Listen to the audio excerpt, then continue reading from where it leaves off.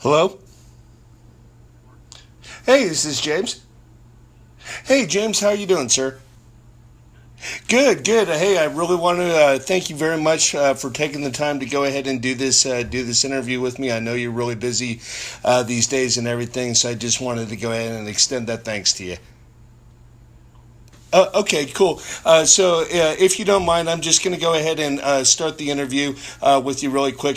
Just give me just a second, okay? All right, thank you, sir. Okay, I am Mark with the Dark United Front Facebook page, and right now I'm conducting an interview with none other than James Murphy, the extraordinary guitar player from bands such as Death, Obituary, Testament, Disincarnate, Cancer, Conquera, and as well as a bunch of other work that he has done with bands.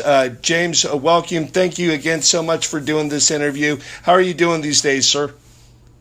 Doing pretty good. Good, good. Staying busy. Good, good. So my first question I wanted to go ahead and ask you is really quick. I know you had your bout with cancer a few years back. How are you doing these days with it? Yeah, I appear to be doing okay. Occasionally we'll have some issues pop up and usually just, go see my doctors and they adjust my medication or whatever. But I think I probably need an adjustment now because I've been having some fatigue issues. But beyond that, I'm doing good. Well, good. That's good to hear, man. We were all really glad to hear that you came through it and everything way back when, and because your contributions to the metal world are without question, some of the most the most high end performances that are out there. And so, with that, I really want to just go ahead and say. No, we're all really glad that you're around these days. Yeah. So, Yeah. Really quick. First question I wanted to go ahead and go ahead and ask you: who was the band or artist, and what song or album was it that made you decide that you wanted to pursue a career in music, and specifically to begin playing guitar? Well, I kind of always wanted to play guitar from when I was really, really young. Probably initially because of just the music that my dad listened to and the fact that my dad occasionally played acoustic guitar. He, and I thought it was cool, that he could play songs on guitar, I heard songs on his records, this was the 70s and he had a record collection and a nice old Marantz stereo. Anyone that knows those old high-end Marantz systems from the 70s with cabinetry and all that, they were amazing. And Oh yeah. So he had a great stereo and a great record collection. As you can imagine, it wasn't like heavy metal or anything like that. Right. But it was rock and folk and some hard rock, southern rock, and he even delved into blues and even disco. It was the 70s after all. Absolutely, it was the 70s. Hell, I remember the first song I ever remember was American Pie. That's the very first song I ever grew attached to. So I definitely know what you're talking about. Well, I grew up listening to like some of his folk stuff, like Jim Croce and Cat Stevens. The singer-songwriter stuff. Absolutely, Bread and stuff like that. And then and he had things like Steve Miller Band and Fleetwood Mac and the Doobie Brothers and Kate Brothers and the Guess Who. And, the Who, et cetera, et cetera, So I grew up on all that sort of thing. Joe Walsh, the Eagles, just all the stuff that he had. And Jimi Hendrix. Yeah, I think he had Jimi Hendrix way back in the very early 70s, but by the time I really can remember well, in the mid to late 70s, he didn't have any Hendrix, but right. He had a lot of blues, Albert Collins, Freddie King, B.B. King, stuff like that. Right. Just like I said, a lot of singer-songwriter stuff, like, Jim Croce and Cat Stevens and et cetera, et cetera. And even some pop stuff like ABBA and stuff like that. So that's what really got me into music. And then when I could see my dad actually playing guitar, I was like, wow, okay, he can do that, Of course, when I was a little kid, I just thought that was amazing, it was the most awesome thing ever. Looking back on it with adult eyes, he was really just sort of doing simple chord changes. He was just sort of doing the strum-alongs, and he would sing, with the songs, and he would just do the basic strumming in the background to be able to sing it, but still, I was really super impressed with that. He rarely ever let me touch his guitar. Right. He was very proprietary about his guitar, even though he didn't play it all that often. But he eventually, by the time I was a sophomore in high school, he let me take it to school, 5 days a week for, because I went to school in Germany. Right, I was just going to say you were living over in Germany at the time, military family, correct? And they had a pretty cool music program at the school, and there was an intermediate guitar class, which I thought was weird because there was no beginning guitar class and there was no advanced guitar class. Right. It was an intermediate guitar class, and we all took it. And what it really consisted of was reading, like, row, row, row your boat. Right. Mary Had a Little Lamb out of Mel Bay, book 1. I don't think we ever even advanced to book 2 during the course of that class. But that class was very, very important for me because I was a teenager. That stuff was way too simple for me to play already, even at my beginning stages. But it was just the fact that we were meant to read it, Yeah. sheet music, and so I learned a little bit of that. But mostly the benefit of that class for me was that all the other sort of guitar heads in the school, all took that class too. So I had several of them in my period. And we would sit around in the back of the class, and our teacher didn't really care. She let us do what we wanted, and so we would just sit back there and jam. And so I would learn things from my friends, and so I just had this nylon string acoustic guitar, Right. until I eventually saved up my money working for the Department of Defense Dependent Youth Employment Program. Nice. Summers in a row over there. The U.S. Army Department of Defense. Nice. They had this dependent youth employment program, and I worked it 2 summers in a row and saved up my money. And then, and in between times, I went around to the various buildings where all the American service people were living, and each building would pitch into a fund to have that building's lawn mowed. They'd pay kids from the housing areas to do it, and I scored a couple of buildings, and I would save that money too. And eventually, I went to this little German music store in Gießen. It was about 20 minutes away from where I lived. I lived in this little town called Butzbach. Nice. And I was going to school in Frankfurt, though. Okay. And I bought my first electric, my first playable electric. I had been given a somewhat unplayable electric by a very well-meaning aunt, and I super appreciated that. Right. For years, but you needed to move on to something better. Playing until I bought my own electric guitar, and then that's when I really sort of took off with it. Right.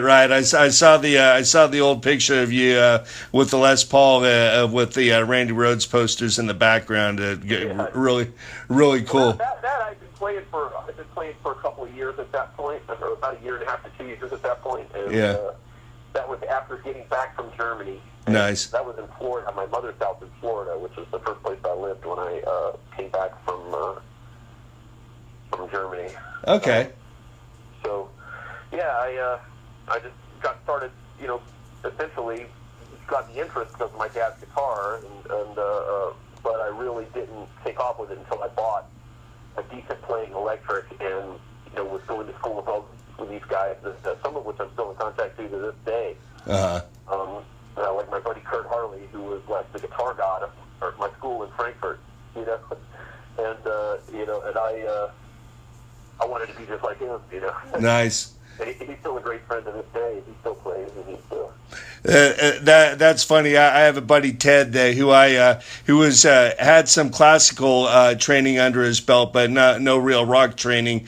I showed him Paranoid, and he asked me how I did it, and I was like, you just showed me how to play it closer to the Heart by Rush, and you're asking me how to play Paranoid, but right. he surpassed me in ability within a few months, and is now just an incredible teacher. I ended up taking lessons from him for a little while, but kind of funny how that works, Right. Yeah. Yeah. I gotta say though, I didn't really get the, I of course.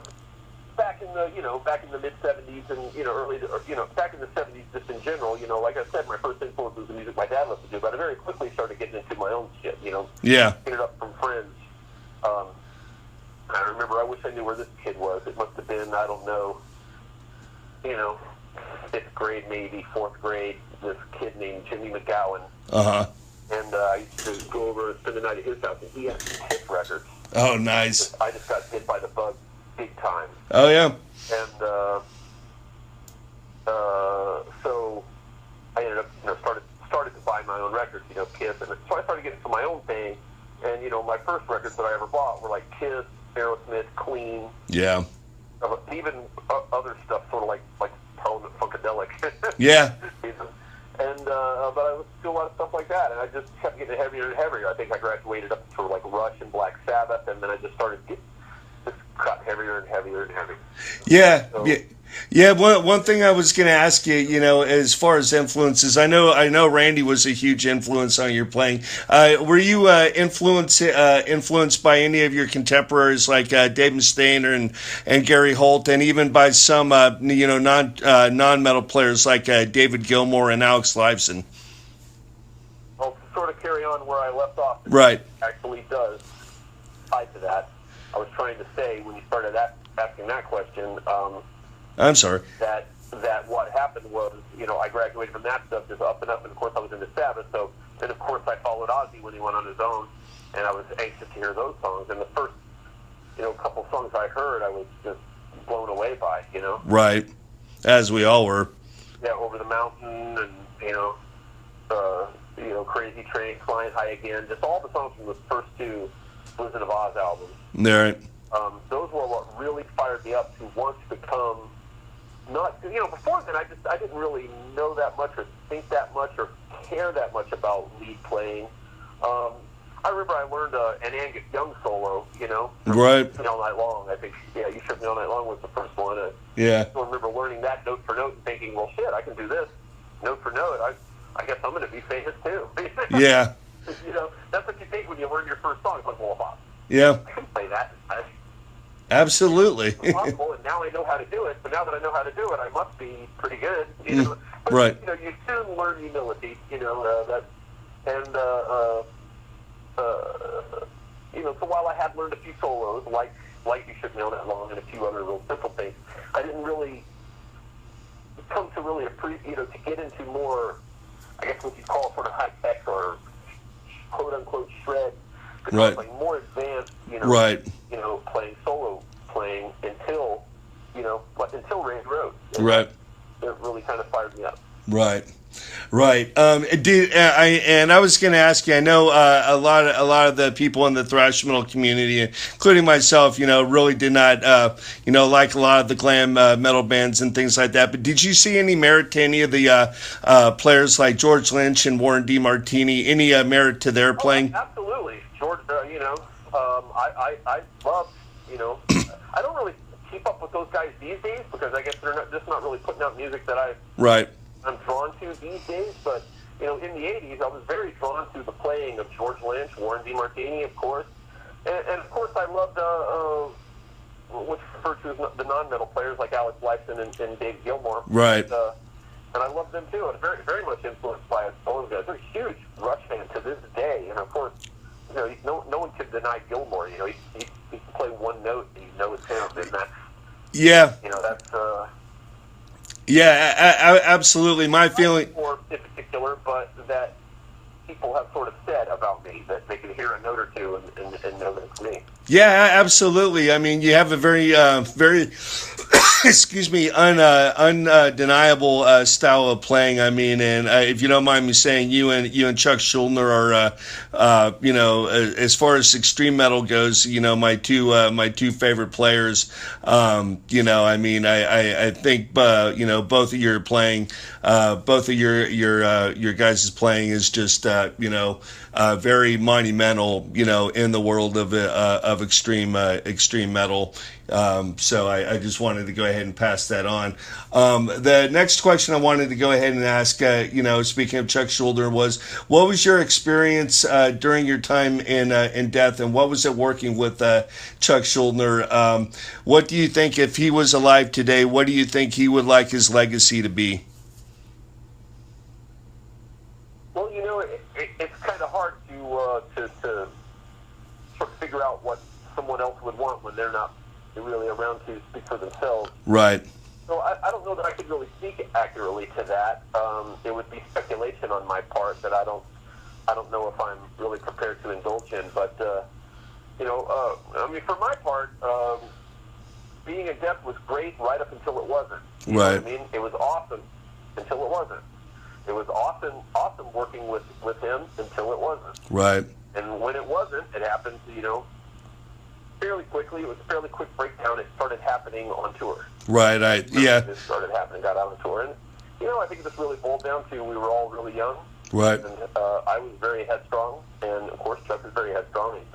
And he was the leader of the band. And I wasn't trying to control anything in the band or anything. Of course, I naturally always deferred to him about anything to do with the band. Right. But sometimes, there was an effort to control things that I did that I felt was outside of the purview of the band that upset me. And then, so that was a point of friction.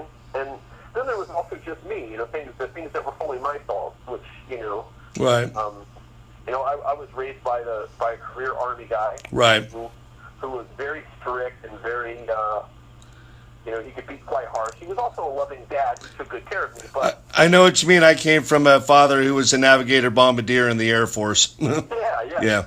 Really strict and a very curt, way of dealing with things and people sometimes. And when I joined Death, I was only a couple of years out of his household. You know what I mean? And so, it was. Death was really, while I had done a tour with another band before, Agent Steel. Agent Steel, a tour of like Europe and the UK with them.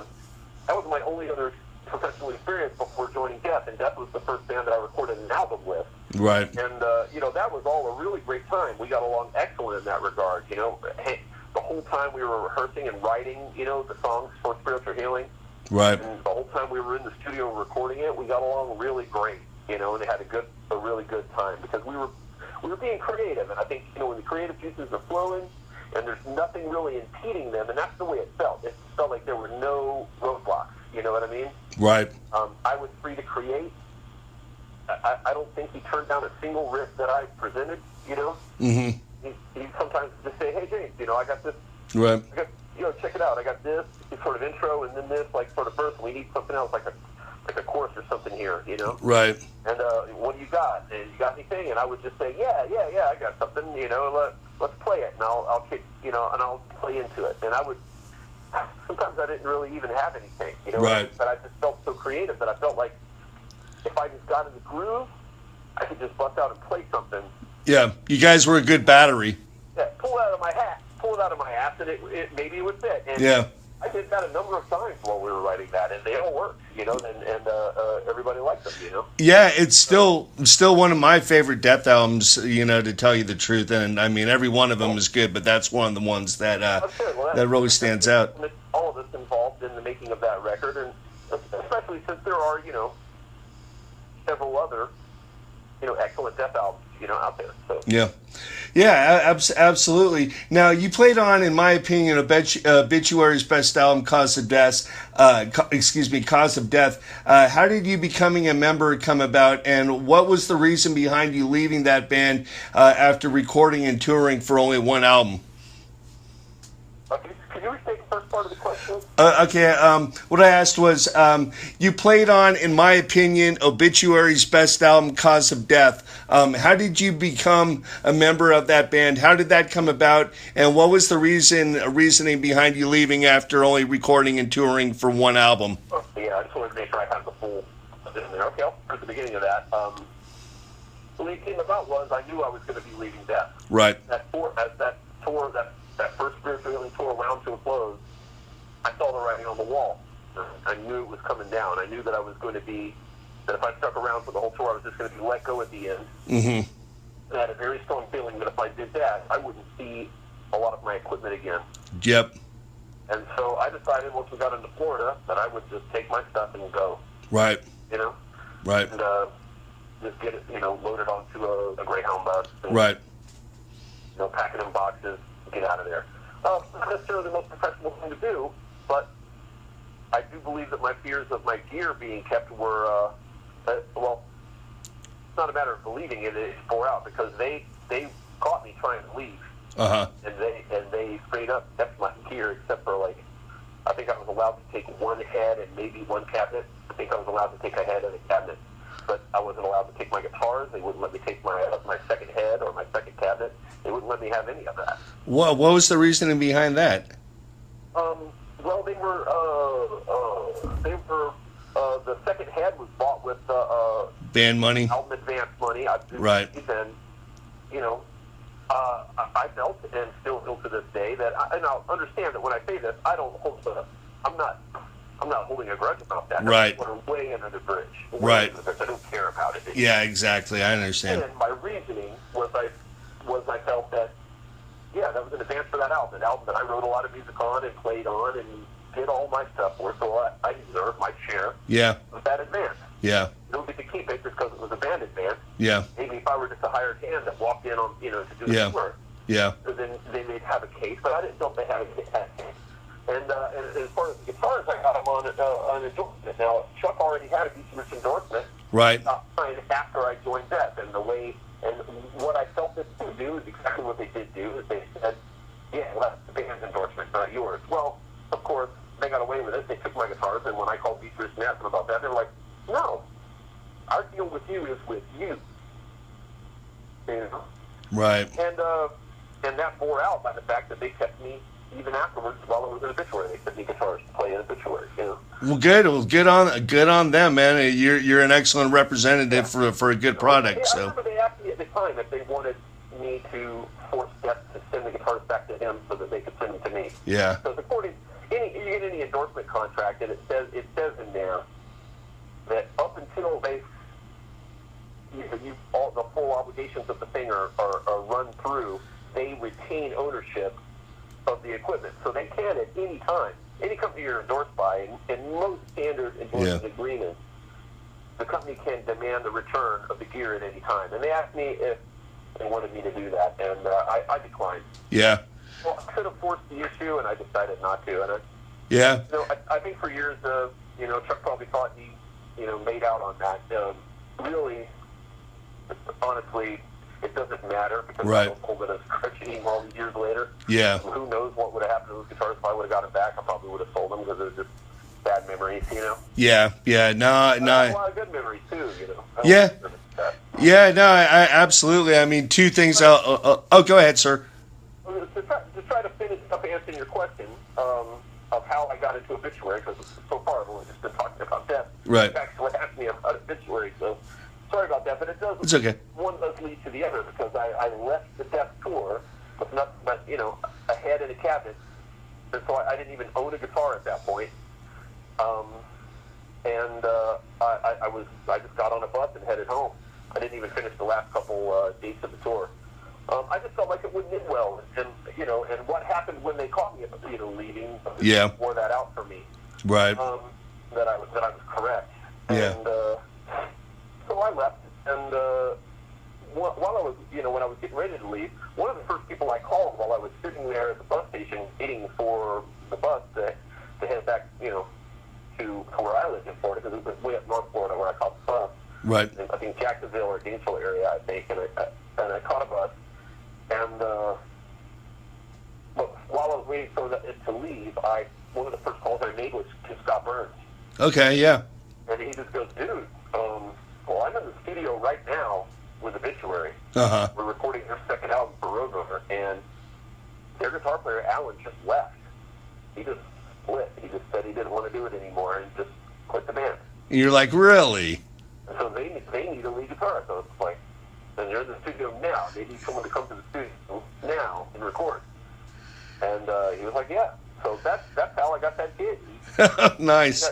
James, he's not getting along with Chuck from Death, and Yeah. he's leaving, and he's coming back right now. And I said, yeah, I could be there tomorrow, man. It only took me 2 hours on the bus to get from where I was at back home. So Yeah.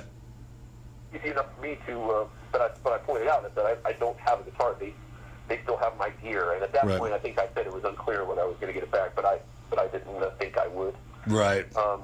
But I showed up, and I showed up down there the very next day at Morrisound, and walked in and met the guys, and Scott introduced us, and so I talked with them a while, and I told him, hey, I've seen you guys play, and I've heard the first album, so we Rot, it's cool, so I think I could bring something to the table. And they were like, sweet. I said, well, we've heard you're playing. We've heard it on Spiritual Healing. That's a great record. We like it. So Yeah. we don't really need to audition you or try you out. I don't think that they did. I don't recall Yeah. any kind of tryout whatsoever. Yeah. I just walked into the studio, met them, and the first came to agreement that I was going to be in the band and that I was going to start the very next day recording guitar solos. Now, one thing that they did tell me on that day when I sat in the lounge in Morris, discussing joining the band with them, they said, look, Alan is our brother. He started the band with us. He's a big, he's a major songwriter in the band, big part of the band's sound. Mm-hmm. You don't really understand why he left. We tried to talk him out of it. Right. We don't understand what's up with him. And if he were to ever come back, we would probably take him. Right. And so I thought, well, fair enough. At least they're being honest and upfront about that. Straightforward. Cool. But the bottom line was I had a gig to roll right into. You know what I mean? Right. I was definitely afraid of being without a gig. Mm-hmm. And so I had already made up my mind to start writing music of my own. Right. My own band. Because I didn't want to be without a gig for very long. Because to be without a gig for very long, as anyone knows, tries to be in the music business at all, especially when you're in your early 20s. When you're in your very early 20s, like I was then, you still got some tolerance from your family. Right. They'll let you come sleep in the spare room when you're not on tour. They'll let you do this, and that, and the other. But if you're laying around for a while with no gig, It's a problem. yeah, you got to get a job, you got to do whatever, and then sort of there goes the music dream. Yeah. Be a productive member of society, son. Yeah. So I was real happy to have a gig to roll into. Yeah. It was a cool band, and they played me the songs, and I was like, wow, these are great. This is great stuff. It's be awesome. I can play great stuff there. I can play great stuff there. I already knew where the holes were for me to play, and so as I listened to it, I knew that I could play cool stuff. And of course, they did the Celtic Cross cover, one of my favorite songs, Absolutely. Sirens. I love that song. And I knew, like, oh, that would be great to play to that. I'll bust out wah wah pedal. It'd be my first time to use wah wah pedal on an album. Yeah. And for the Circle of the Sirens cover, and so I got to do all of that. But I did have to borrow a guitar to play on that album. I ended up borrowing a Charvel from Mike of Nocturnus. Oh, nice. So he brought me down this Charvel of his, and that's what I played. Oh, right on. That's great. All right. So after you were if you can backtrack, so you being when you left Obituary. I want to explain why I left, right? Right. Why it ended. I didn't get to that part. Okay, I'm sorry. I mean, if you want me to answer your full question, I can do that. Oh yeah. Go ahead. I'm sorry I cut you off. Well, to answer your full question, like I said, I had already made up my mind to start writing music. So I started writing music. And I was writing it with the intention that should the time come that if Alan doesn't come back and I stay in Obituary, that I would present it to those guys as, hey, I'll let you hear it. Right. I knew, like, when I wrote for Death, I wrote for Death. You know what I mean? I specifically wrote the style of stuff that they were already writing. You know what I mean? I wrote everything that I wrote for Death. I wrote there in that rehearsal space with Death, and I did it for the purpose of being on the Death record. But when I started writing when I was in Obituary, it was because I was wanting to be able to have material handy in case, like, Alan came back and I needed to have another gig. I wanted to make my own band. I understand. So I started writing music. So when I started writing that music, I wasn't writing it with Obituary in mind. I was writing what I wanted to write. Right. So, it didn't sound anything like Obituary, actually. In fact, it sounded exactly like Disincarnate. Right. So that's what it was. And I just remember at one point in between tours, we were at rehearsal, which at that point in time was just the duplex, sort of apartment where John and Donald lived. Right. And we just rehearsed in the living room. They didn't really have a proper living room. It was a band rehearsal place. Right. And we would jam there. And I remember sitting there one time with Trevor, and we had a moment where it was just us there. And he was like, you got any riffs? Show me some riffs, We're going to have to start writing new albums, and let's hear some riffs. So, just on the spot, the only thing I really could pick was Disincarnate riffs. Right. I knew. I was like, I said, all right, I'll play it for you. You know, in my mind, I'm like, they don't sound anything like Obituary. Right. So I play him these riffs, and he's like, oh, but they don't sound anything like Obituary. I was like, yeah, I know. Right. You know, and I played it with, yeah, I mean, when I wrote for Death, I was writing for Death, but Right. what I've been writing here lately, you know, is just stuff I've been writing on my own. Right. I sort of thought we were still too far away from making another album to worry about Right. for Obituary. But, you know, so I think they also got the impression at that time that I couldn't write for them. Right. You know, had I come into the band when they were writing the record, I would have wrote a whole bunch of very Obituary-style riffs, you know. Right. Just like I did with Death. I wrote a bunch of Death-style riffs. And, but, you know, that wasn't how it went down. And then there was just, you know, I was sort of an angry young man still at that time. Right. And they were really laid-back Southern dudes. Yeah. I was, you know, a somewhat angry kid that had a very strict, odd childhood, you know. Right. I understand. You know, while it was a loving and safe childhood, it was also a very... It's military. Yeah. I picked up a very particular way of talking to people and dealing with problems. Right. It was around the military 24/7. Right. You know, especially my father. Right. And who was a sergeant, and those are the worst. Right. and so, you know, I didn't necessarily jive well with their vibe, you know. Right. They like to, you know, they like to get the herbal enhancements and mellow out. And Yeah. I just wanted to know, well, with all this money you're taking off the top for herbal enhancements, where's my share? You know? Yeah. Yeah. Exactly. I And, mean, you know, and I wanted strict accounting, and I wanted it, you know, and I used to get angry about that stuff. But, Right. You know, I didn't necessarily tell them, so Right. it's on me and not them. yeah. You know, I definitely don't hold it against them. It's my fault. I didn't speak up. I just let my anger build, Yeah. and it came out in just my personality and Yeah. just because of the way I was raised, and I understand. you know, I've been kind of an alpha male. You know, Yeah. too many alpha. You know, too many guys who want to be king shit on. Yeah. You know, to borrow a Mr. Show phrase. Yeah. You Yeah. know, too many people want to be king shit of fuck mountain. You know what I mean? Yeah. Absolutely. Absolutely. Yes. So I mean, when you left, when you left into this day, I mean, is the vibe still cool? Well, what happened exactly was I sort of felt like, okay, unless, you know, I knew that my anger was, you know, was Yeah. taking out, and the other thing is that I lacked back then was the ability, like I said, I didn't have the ability to communicate my feelings well. Yeah. I'm a lot better with that these days. I'm a lot more open Yeah. and caring of a person in that regard, but Yeah. back then I kept it all to myself. I held it in. Yeah. And it just seeped out through my pores, I think. Whole aura. I can understand. And yeah, it's not good to hold things that are making you angry. In No. life, you know. No. And so, you know, through that, I you know, I had a sense that you know, for sure, if Alan decides he wants to come back, I'm gone.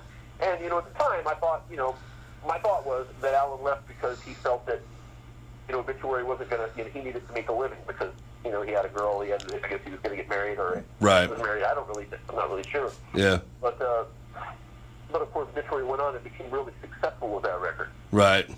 You know, and I thought, well, he's going to see that. I mean, he wrote some of those songs. I mean, he wrote the song "Cause of Death." You know? Yeah. And you know, he's going to be getting, you know, some publishing checks for that. He's going to see this as okay. It's a real thing. It's Yeah. going to take off. He's probably going to want to come back. Yeah. And I remember thinking that shit. Even if he doesn't come back, I just, you know, I haven't been meshing with these guys very well. Like we would get along on the surface, you know. Yeah. You know, under the surface, we were just such very different people. Yeah. Yeah. And so I just sort of thought, well, I'm just going to just keep writing these riffs. I already had the band name, Disincarnate. I had the whole thing. So it was like, I'll just do my own thing if I don't end up making another record. So I kind of felt it was coming. And I remember I knew that it was normal Obituary rehearsal day, but I hadn't gotten a call to confirm it, and normally they would call me and confirm it. Right. I'm staying in Lakeland, it's about Yeah. 45 minutes away from the jam place, you know. Yeah. So I tried to call them, and I couldn't couldn't get through to any of them. And I was like, well, that's weird, but I Yeah. don't want them to be mad at me by not showing up at rehearsal. Yeah. So I'll just go. Yeah. Big deal. If there's no rehearsal, you know, I'll stop by some stores, do some shopping in Tampa or whatever. Yeah. Shit I need to do. Yeah. And then I'll go home. So I show up, and it looks like rehearsal's on. I'm like, okay. Yeah. So I get out of the car, grab my guitar, I'm heading in. And the next thing I know is like, I think it's Frankie's coming to go, hey, James, and I just come walking from the door. And I see Alan standing there holding the guitar. I'm like, oh. Right. All right.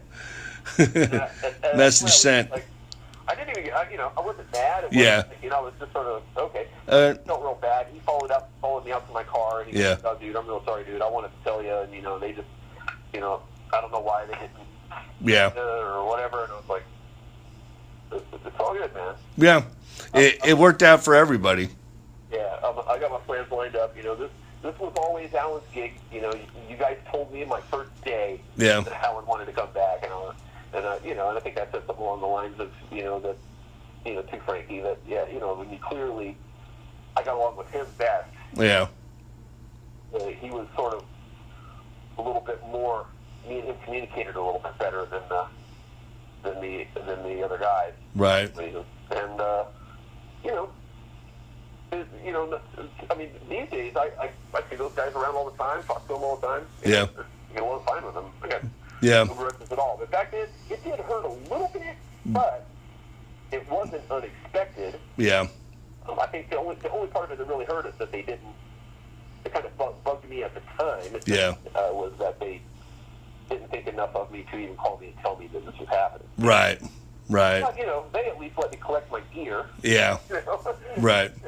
And go on about my business, and that's when I started forming Disincarnate. So that's how it ended, and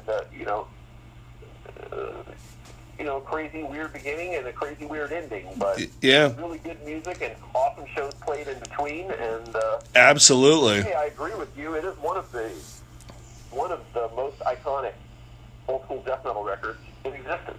Absolutely. Absolutely. It even overshadows Spiritual Healing a little bit, and that was a really killer and important old school death metal record as well. Oh yeah, absolutely. Now I was going to ask you about Disincarnate.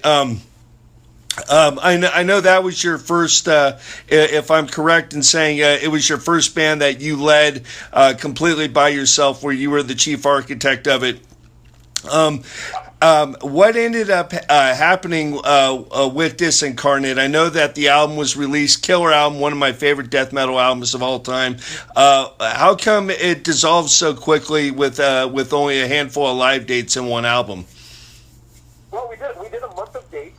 So I don't remember the exact number, but they took place over the course of I think 5 weeks, 6 weeks maybe.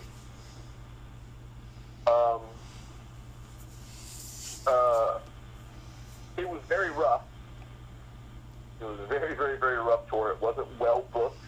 It wasn't well routed. So we were eating shit the whole time. Right. We didn't have decent transportation. I mean, nothing was good about it. So it was extremely rough. But you know what? I didn't mind it. I viewed it as an opportunity to sort of, trial by fire for the young guys I had gotten in the band. Because I had options. I had options to hire all kinds of guys that were already known, that had done albums with other bands, that had their own bands. Many, many people, even people in other signed bands, were vying to get the gig and for Disincarnate, because they knew I was going to be putting together a band. Mm-hmm. And I passed on everybody that had ever done anything before. Yeah. And I opted to take guys that had never done anything. Yeah. Kind of like Ozzy and Randy. Had raw talent, I wanted young guys that had raw talent. Part of my thought of the, getting the younger guys thing was the whole, well, they'll be able to go on tour. Right. Their families will tolerate them doing this for a few years. Right. And we'll get to go on tour, and they'll get to stay at home when they're not on tour. They won't have to have a lot of expenses or responsibilities that'll screw them up of being able to go on tour. And so for that reason, I wanted young guys. I also wanted guys that they wouldn't already have sort of their own mindset of how they wanted to do things. Yeah. The guys who wanted to learn how to do things. Right. Not guys that already felt they knew it all. Right. And we're going to be, you know, not to say that I'm struggling for the words, but I think I just wanted guys that I could help shape a little bit more that weren't already shaped. Yeah, it's like an athlete and a coach. Yeah. You don't want a guy that's got like bad habits already built in. Yeah. You want a guy with no habits, and so you bring him from the start to have good habits. Yeah, a farm product as opposed to a free agent. Sure. Yeah. I'm not super hip to sports analogies, but right. Sorry about that. I understand that one. Yeah. So yeah, and that's why I chose guys that were really unknown and really young, and I think I've sort of lost the thread of what the original question was. I apologize for that. Oh no, it's okay. The question was how come it just dissolved so quickly? Yeah. Well, I think I sort of outsmarted myself. Yeah. Getting guys that were young and inexperienced, because that first tour was so rough. I think it scared them. Yeah. It scared them that it was going to be, like that all the time. And a couple of them just opted out after that. A couple of them, one guy that opted out came back. I'm not going to name names of who was who. Right. I understand. Important, but right. A couple of the guys, three of the guys. Well, we had a touring bass player. I played the bass on the album, but we did have a touring bass player. Right. I opted not to keep working with that bass player. Good guy, nothing wrong with him, but kind of after the tour, we just never spoke again. Right, I understand. I think just he had other things to do, and he went off and did them. And back then, it wasn't as easy to stay in contact with people. Yeah. I mean, no one had cell phones. There was no internet, so nope. You lost someone's number. That's it. That person was gone. Yeah, and everybody writes down a phone number and puts it in their pocket, and next thing you know, it gets washed. And yeah, exactly. So it was sort of like that. It was just sort of like I lost his contact phone number, and my contact phone numbers changed. Yeah. And that was it. We could no longer communicate. Yeah. That was it. We just had to make new friends. Find new band members. I understand. But that's the way it was back then. To a certain extent, if you didn't know mutual people, that you could sort of track them down with her. Right. Basically the whole band was just like shocked. Yeah. The other three guys that played on the record, they were just, I think, shell shocked from the tour. Like they didn't know think of it. Right. They had been asking me stories. Yeah. How did the shows go with Steph? And what kind of money did you make with them? And how did the shows go with Obituary? And what kind of money did you make with them? And I tried to tell them, I said, this doesn't really matter. Yeah. Those bands are more established. Yeah. Despite the fact that I'm known for being in those bands now, this doesn't mean automatically that our band's going to be that big. Yeah, we have to work on it. Yeah, we're going to have to earn it. We're going to have to build up. Yeah. From the bottom, Yeah. But I think they initially might have expected more. Now, two of them, to their credit, came back and decided to continue. Mm-hmm. But, and here's the big problem. And we were rehearsing. We had continued in our same rehearsal space we had always had, and we were rehearsing and writing new music even for a second record after that tour. But a couple of things happened. Nirvana, Yeah. Pearl Jam, Yeah. all of that started happening. Yeah. When that started happening. Things went to crap for a couple of years for anyone death metal, Yeah. And our label was just like, they were starting to look to sign stuff like that. Yeah. And they weren't necessarily, they were dropping some of their death metal stuff. They cleaned house. They got rid of a bunch of it. Yeah. So they kept some, sure. They kept like Deicide and, et cetera, et cetera. Sepultura. But they weren't 100% sure whether they were going to keep us or not. Yeah. They wanted to hear the demo. Yeah. They're like, okay, the album did okay. It didn't do amazing. Mm-hmm. Okay, you needed to tour more. You needed to get out there and sell it, Right. And you only done that one tour, and it wasn't enough. Mm-hmm. And I was like, well, we can't, no one's offering us other tours. We're writing music, and you're not even sure whether you want us to do another record. Right. Not 100% sure. They were on the fence. Someone was totally on the fence about whether they wanted another record. But you understand, that album, in the fullness of time, has become, as you say, as pointed out, one of the sort of legendary old school death metal records. It's Benchmark. Yeah. People have called it that. But at the time, no one knew that. Yeah. It's just a new band that guy from Obituary Death was in. And, some people liked it and some people didn't. Let's put it this way. If you ask people today, if I were to go on Facebook and do a poll and ask, like, who saw Obituary live back in the day, on one of the tours, I'll bet you that probably twice as many people will say I did, than ever attended those shows. Yeah. It's because we were one of those bands that became more like legendary than we were popular in our own time. Yeah. And I only very loosely use the word legendary. I don't think that way, but I can do it for you. I feel, and so do a lot of other people. So I'll just say it for you. That's what's been said to me a lot. People Yeah. view that album that way, and I think it needed sort of the full. I do think that album was a bit ahead of its time. Yeah.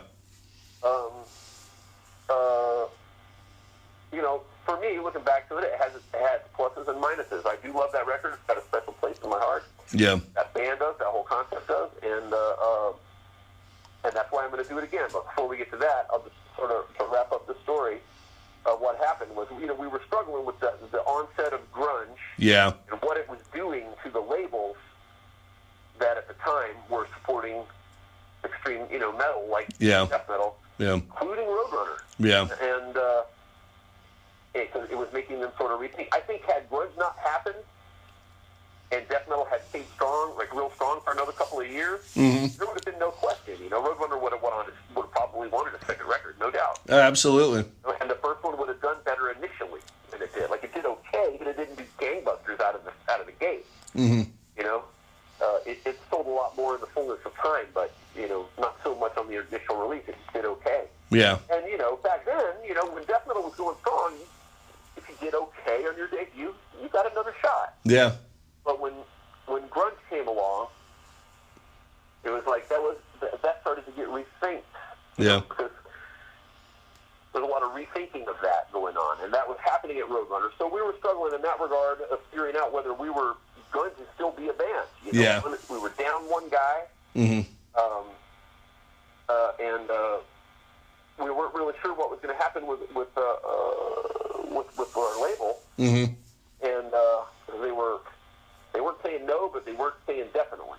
Right. They were saying probably, maybe, probably, Right. or something is what they were saying.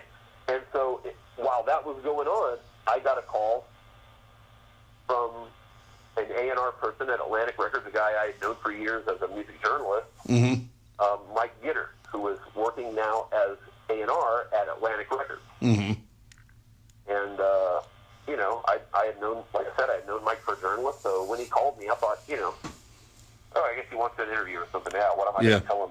We're in a sorry state at the moment, Yeah. And I was like, hey, Mike, what's going on? And he was like, hey, what you feel about maybe moving to California and playing with Testament? Right.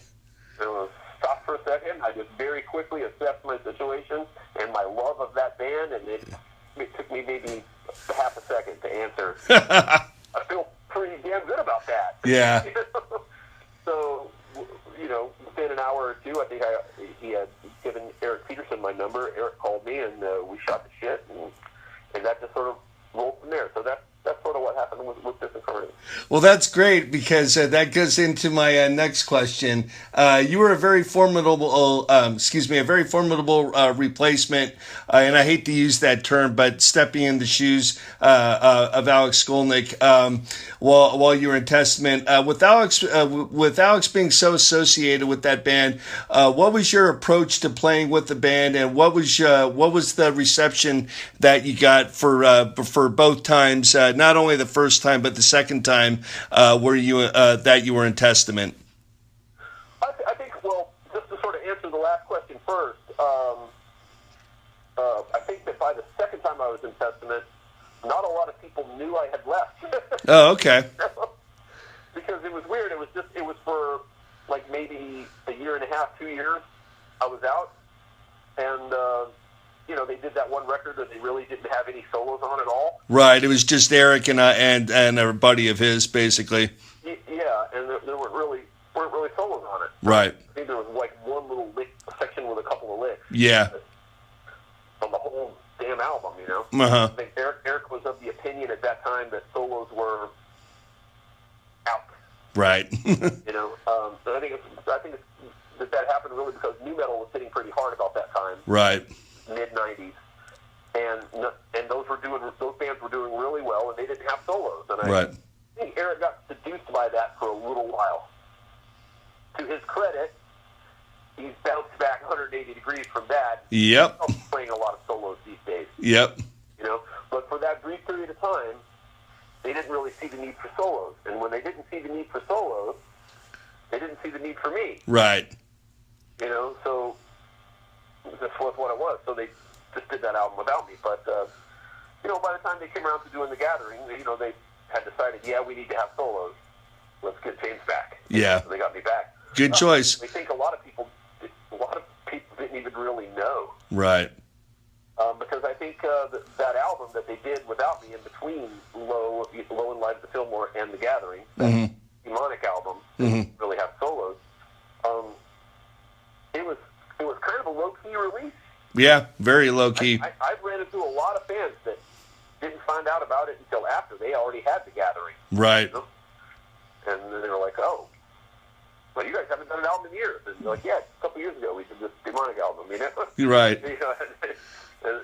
They did this album. Like, how come we never heard of that? I got to get that. And I was, well, I don't know why you didn't hear about it. I almost didn't hear about it. I don't even play on it. Right. So it was a little bit that people didn't even kind of notice. Right. At least one of the people I have spoken to about it over the years. But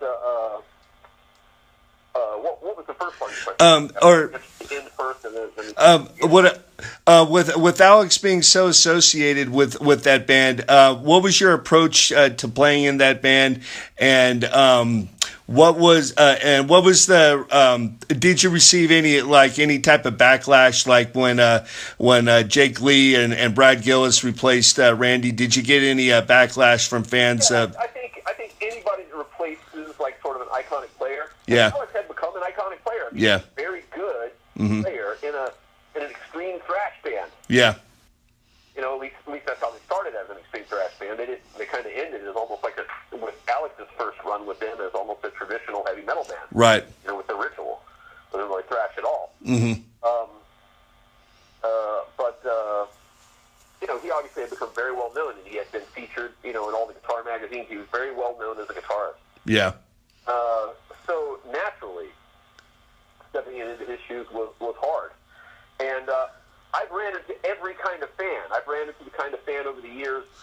Like I've recently just talked to a couple of different people on the internet, social media, who was like, man, when I heard Alex was leaving, I just stopped listening to Testament. I never bought Low, or I never even knew about it till years later. And Yeah. then eventually I heard I heard The Gathering, and I loved that, and so I went back and discovered Low, and man, that was amazing. You did great, but for a while they wouldn't listen to it. They didn't want to know. Right. Alex wasn't there. They didn't know who the hell I was because they weren't death metal fans before. Mm-hmm. A lot of those people got turned on to my other stuff, my death metal work, through getting into the Low record and discovering me as a guitar player. Mm-hmm. And then they went back and discovered that stuff and became fans of it. And Yeah. I think that's just a good example, a little microcosm example of what happens in a more macro way throughout the metal world. Yeah. Is how the heavier stuff simply worms its way in and feeds, and gets in there, Yeah. and things become sort of a loop, Yeah. One thing feeds the other, which feeds the next, and then before you know, you're looping back around. It's a little bit eating its own tail, But and that's why sometimes you have periods of extreme creativity in the metal world, and then you'll have some periods of stagnation. But Yeah. and they're not, it doesn't often happen globally. It happens in little microcosms. Yeah. So it's just an interesting phenomenon. But fans, a lot of fans accepted me right off the bat. Great. There are a great number of fans who knew me already from Right. Obituary, and they were just right on board. We noticed as we would go out on tour for Low, that, and we did a lot of touring for Low, we noticed that there would be fans showing up that just weren't that familiar with Testament, except for the Low album. Yeah. And maybe they went back and rediscovered some of the first ones because they were fans of mine from Yeah. So, and of course there were just a shit ton of Testament fans who were just like, okay, that sucks, Alex leaving, but let's at least give this album a chance. And then they listened to it, and then they liked it. Yeah. And so they liked the album. So then they came to the shows. And at the shows, they came, and they are the ones that all just stood around, all right, let's see what this guy's going to do. Let's see if he's going to play Alex's solo. Yeah. If he's going to fuck up Alex's solos. You know what I mean? Yeah, the guitar nerds. No, no pressure for me, Yeah. But, I always knew, here's the thing, as a fan myself, I really didn't like it when people didn't play the solos the same as the record. Yeah. I hated it. Yeah, absolutely. Especially if there was a new guy. If there was a new guy, he just said, yeah, I'm just going to do my own thing live. Yeah. Screw what was on the record, what everyone knows and loves. I hated that. It made me like, even if the replacement was a really good player, I still would be just kind of shaking my head. Yeah, What's wrong with you? it's a surefire way to piss off the fans. Yeah. And so I had already determined that if I got the Testament gig, that I was going to learn Alex's solos note for note. Yeah. And play them accurately. And but it wasn't like I even had a choice, because that would have been my choice had it been totally my choice. But the guys did tell me, Alex is really well. You're gonna have to play his solos accurately, man. They told me that. So Yeah. I did. I put in the work and I learned them really accurately. Now, eventually, after playing them enough time, I was throwing a little bit of my own flair here and there. Yeah. You know what I mean? But only after I established clearly that I could play these things note for note. And even when I was throwing in my own flair, it was always in the framework of playing the solo note for note. Yeah. I would play everything he played, and if I added some flair, it would be just like an extra little vibrato, or Yeah. an extra little trill, or an extra little Yeah. something, just to put my own little style to it a little bit. So Yeah. it didn't just sound so much like someone just trying to clone Alex. Yeah. And, so that's what I did. And, for the fans that bothered to listen, they were really appreciative that I played Alex's stuff so accurately. Yeah.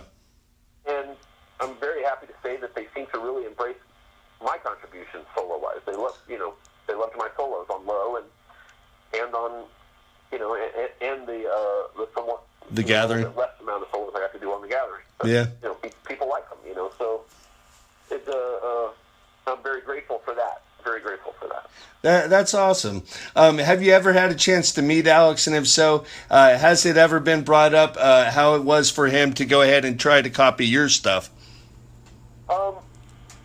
I've met and spoken to and even hung out with Alex a number of times. I even, at the band suggestion, when I very first got into the band, he suggested that I go meet up with Alex and have him show me exactly how he plays some of the solos. Right. So I did go meet up with Alex, but the only really way that he would meet with me in that context is if I paid him for guitar lessons, because he was giving guitar lessons at the time. Right. A buddy of mine was actually taking lessons from him. Pardon? A buddy of mine was actually taking lessons from him around that time. Yeah. Well, so I showed up and I paid the money and I sat and talked with him, and it was a little weird because I had hung out with him before. Right. And I really viewed him more as a peer than a teacher, Yeah. But it's like, hey, but the unfortunate thing is that he really didn't want to sit there and he didn't want to do it. He just didn't do it, and I was a little bit shy to force the issue. Right. But so he didn't really end up showing me how to play any of it. I learned it all on my own. Okay. It's still cool. It's still cool to hang out with him. All the various times that I did. Yeah. Alex is a little bit shy. A little bit. He's not the most social person in the world. Yeah, I had a chance to hang out with him one time. A very, very, very, very nice guy, but I kind of got the same vibe. Extremely intelligent, very personable, but very kind of shy. Funny as well, but yeah, definitely kind of shy. Yeah, a little shy, a little bit awkward. Right. And he didn't necessarily always want to hang around with members of his old band that he had left. Right. It's kind of like he's moving on to something different. So he had new things on his agenda, and that's what he really wanted to do. And now, I have never run into Alex since he rejoined and had to end up, playing on my spot. I know just from clips I've seen and from things people said to me that he really doesn't make terribly much of an effort to copy my solo. He just kind of, I think he hits some of the keynotes, but just kind of does his own thing otherwise. Oh, okay. That's what I've been told, and that's what I've seen on at least one clip that I heard, where he just kind of pretty much did his own thing. Hey, fair enough. That's his way of approaching it. You know, my way of approaching it was, you know, to pay honor to what he did, to what the fans loved, Right. and to just, you know, just to flare it up a little of my own flavor here and there. His approach seems to be more of, hey, I'm me, I'm Alex. If Right. you come see me, you're going to hear me, not Right. me doing someone else's licks. Right. You know, that's his approach. I respect that approach too. I don't personally like it as a fan, but as another artist, I respect it. Right. Okay. Fair enough. Fair enough. What is your or what are your fondest memories of being for what most fans in death metal of the death metal genre would consider being a living legend? And it can even include you know, just brief work like your work on the Solstice album.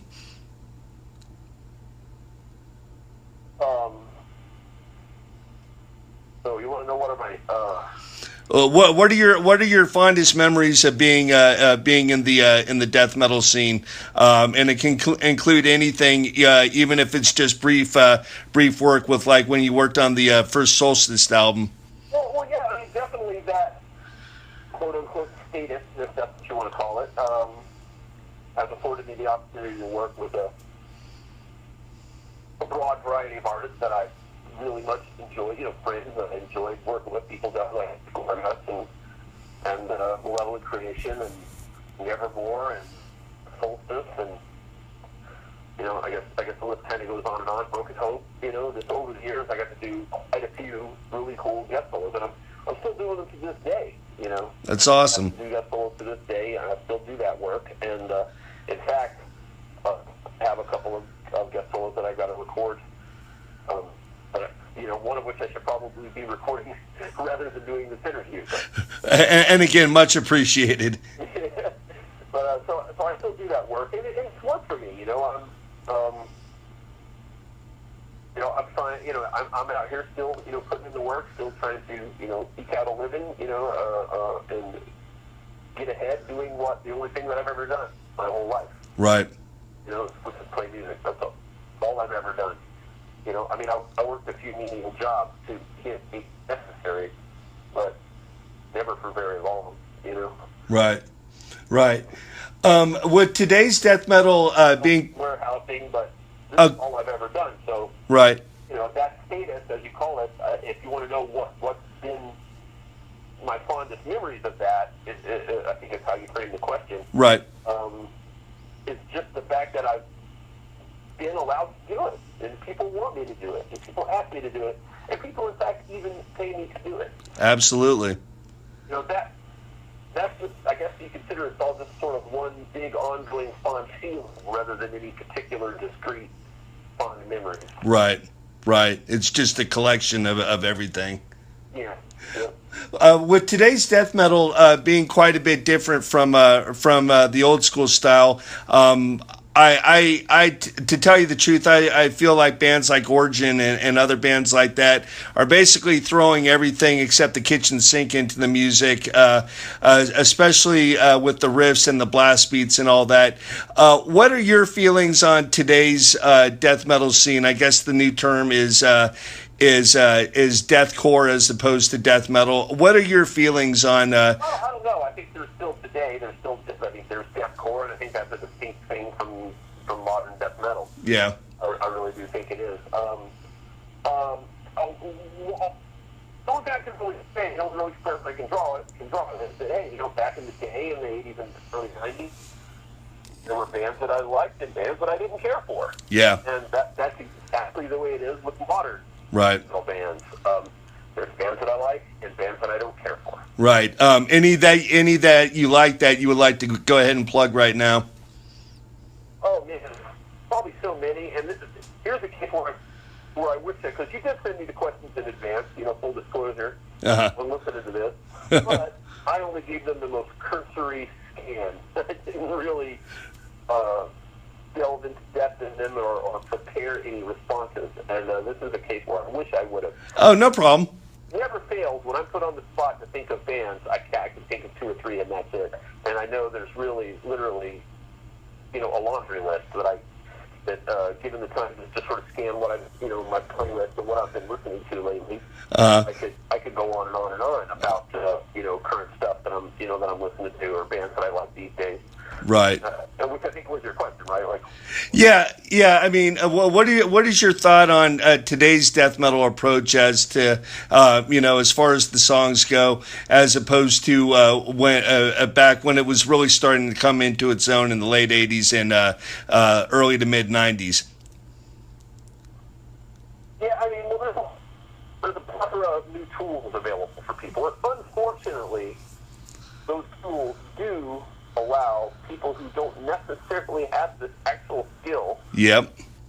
do some of the things to make it sort of appear that they do. Right. However, that same set of tools also allows people who really probably shouldn't be doing recording engineering and mixing and stuff yet. Yep. It really should take some more time to get some more experience. Yep. Unfortunately, the same set of tools allows them to sort of get in there and do something that kind of sounds okay. Unfortunately, and I think my friend Sean Glass from he's from the band Bloodline now, but he's also most well known for being in Broken Hope and then being in the rock band Soil. Oh, okay. He sort of came up with this phrase. Unfortunately, this modern phenomenon, and I have these tools and I use these tools. I'm a professional recording engineer and mixer. It's what it's how I make the majority of my money. It's what I do with the majority of my time these days. Right. But I learned back in I started learning in the late '80s. I literally started learning in 1988 or '89. And I cut my teeth at bigger studios working as an intern and stuff, and so I learned in real environments, big studios and stuff, and working under very experienced good engineers. And there's a lot of kids out there working today doing this work. They download the tools, the digital tools, and they learn how to use them, like on YouTube or whatever. Yeah. And exchanging notes and presets and patches and stuff on forums. Yeah. I'm not demoting. I don't want to sound like I'm demoting progress. I'm certainly no Luddite. Yeah. You're just pointing out certain things. I'm very technically savvy, and I'm very on top of all the modern advancements, and I use it, but I do try to use them judiciously. Yeah. Unfortunately, I think this whole breed of kids out there that are using these tools in a way that I think is detrimental to music in general. Right. Because it turns it into almost video game music. Now, I love the term. Like I started to think a moment ago, my friend Sean Glass from Broken Hope and Soil, and now and Dirge Within, and now Bloodline. He came up with this phrase. He called it laptop metal. Yeah. And generally, if your music can, by any reasonable definition, be described as a laptop metal, I probably don't like your band. Yep. And, he's basically superior drummer, auto-tune, extreme grid editing, at the best, and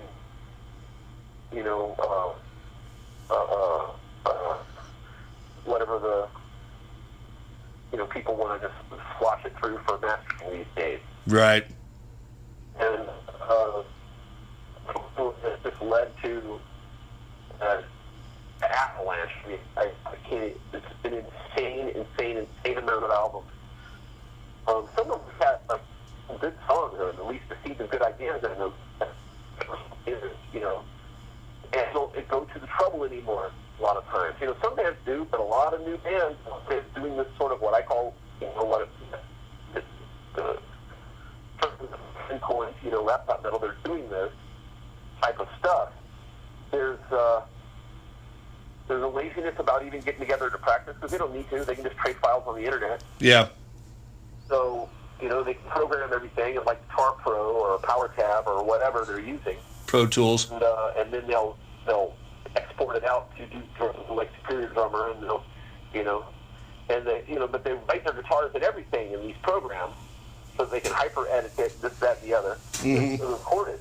They show up at the studio to record, and they literally never played the songs together in rehearsal place, studio, ever. Mm-hmm. And they show up to record their album. They're like, yeah, here's the MIDI file. Secure your drummer it. That's going to be our drums. Even when they have a drummer, the drums are superior drummer. Oh, God. Rather than real drums. And these bands that actually do have it to record properly, but they don't. They know how to songs. They don't know how to play their songs, rather. Yeah. They know how to write them. They write them using MIDI.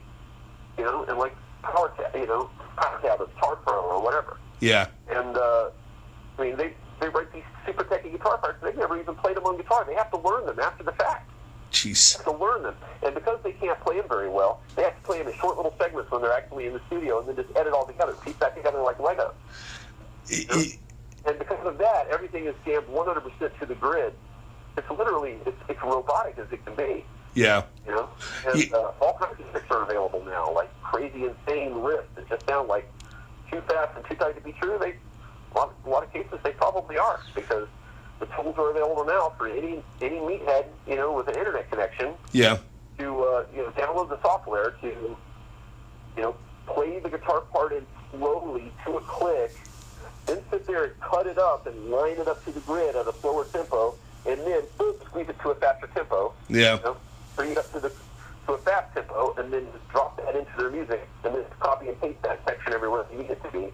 And so, literally, there's albums out there with riffs on them that the guitar players themselves have never really played for real. Jeez. That's by the time the album's done. They've never played them up to speed all the way through. I know this for a fact. I'm not going to name any names, of course, but there are bands like that out there. Yeah. And this is an abuse of really good technology. Technology that I think is awesome for musicians to have for songwriting purposes. Yeah. Yeah. It's just, it seems like it's cut. Play it for you for the most part. I mean, I don't really care if you sit there and strum the chords. Yeah. Out the notes. If you did it 50 or 60% of the riff, and you after the fact then all through the grid and then set the tempo up, you can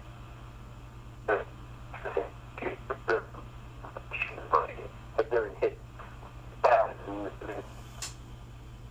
machine. And I don't want to sound like I'm there's something going on about this. It makes it sound particularly like I'm really about this issue. Right. I'm not, because I do have a sort of let live, do what you're going to do attitude, like right. Do it how you're going to do it. Yeah. If you find success like that, it's working, good yeah. for you. Yeah. Good on you, Yeah, you're the one that's going to have to maintain that. Yeah. Instead of like trying to play live in front of people and everything, Yeah. And and a lot of the bands that do that sort of thing, they get by running tracks live. Yeah. That's the sad reality. But they run tracks. They take their laptop, or in some cases, an even more simple, like some sort of little multi-track thing, whatever, on the road with them, and they feed out the backtracks from clicking. Yeah. Yeah, and I can't stand that. It's like like the organic approach is totally lost now. Yeah, exactly. So I mean, sometimes you're hearing bands that you're not really hearing their real guitars that they're playing on stage. What's coming through the PA is the tracks from the album. Yeah. A whole lot of bands. I think there are some bands out there doing that. I know for a fact that there are some bands out there doing that. Yeah. And so modern. The modern. If you really actually want to think about modern metal, I like a lot of modern bands doing extreme metal and death metal. I tend to prefer the ones that do it for real, that really play their shit. Yeah. And I'm not against using editing. I'm not against, blending some samples in to make the drums more solid. I'm not against any of these techniques. I use them all. I'm not against editing. But what I am against is editing 100% to the grid like a robot. Yeah. I am against this complete sample replacement where you're no longer hearing any of the real drum sample. I am against that. What I am against is not actually playing your riff to tempo. Yeah. I don't have a problem if you got to get through a section and you got to take a break and you got to punch in. Yeah.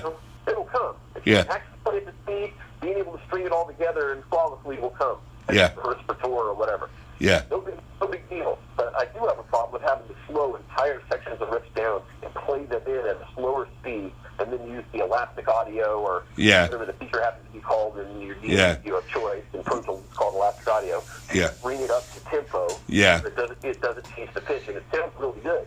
Yeah. Hey, that's a fantastic pre-production tool. Yeah. It's kind of like, you should be, if you have to do that, then should you really be rethinking about what your chosen profession is if you have to go ahead and do that? The bottom line is, who likes the results of the fact, who might have told them they're not supposed to like that? You know what I mean? Let's just say there's an archetypal band that does all the things that I've just complained about. Yeah. They don't really play their drums, they program them. They don't really play the guitar because they have to play them in slow and edit them and then bring them up to speed, and then they copy and paste them everywhere. And they don't really, their vocalists, they can't really sing clean like that. And every bit of it has to be auto-tuned. Yeah.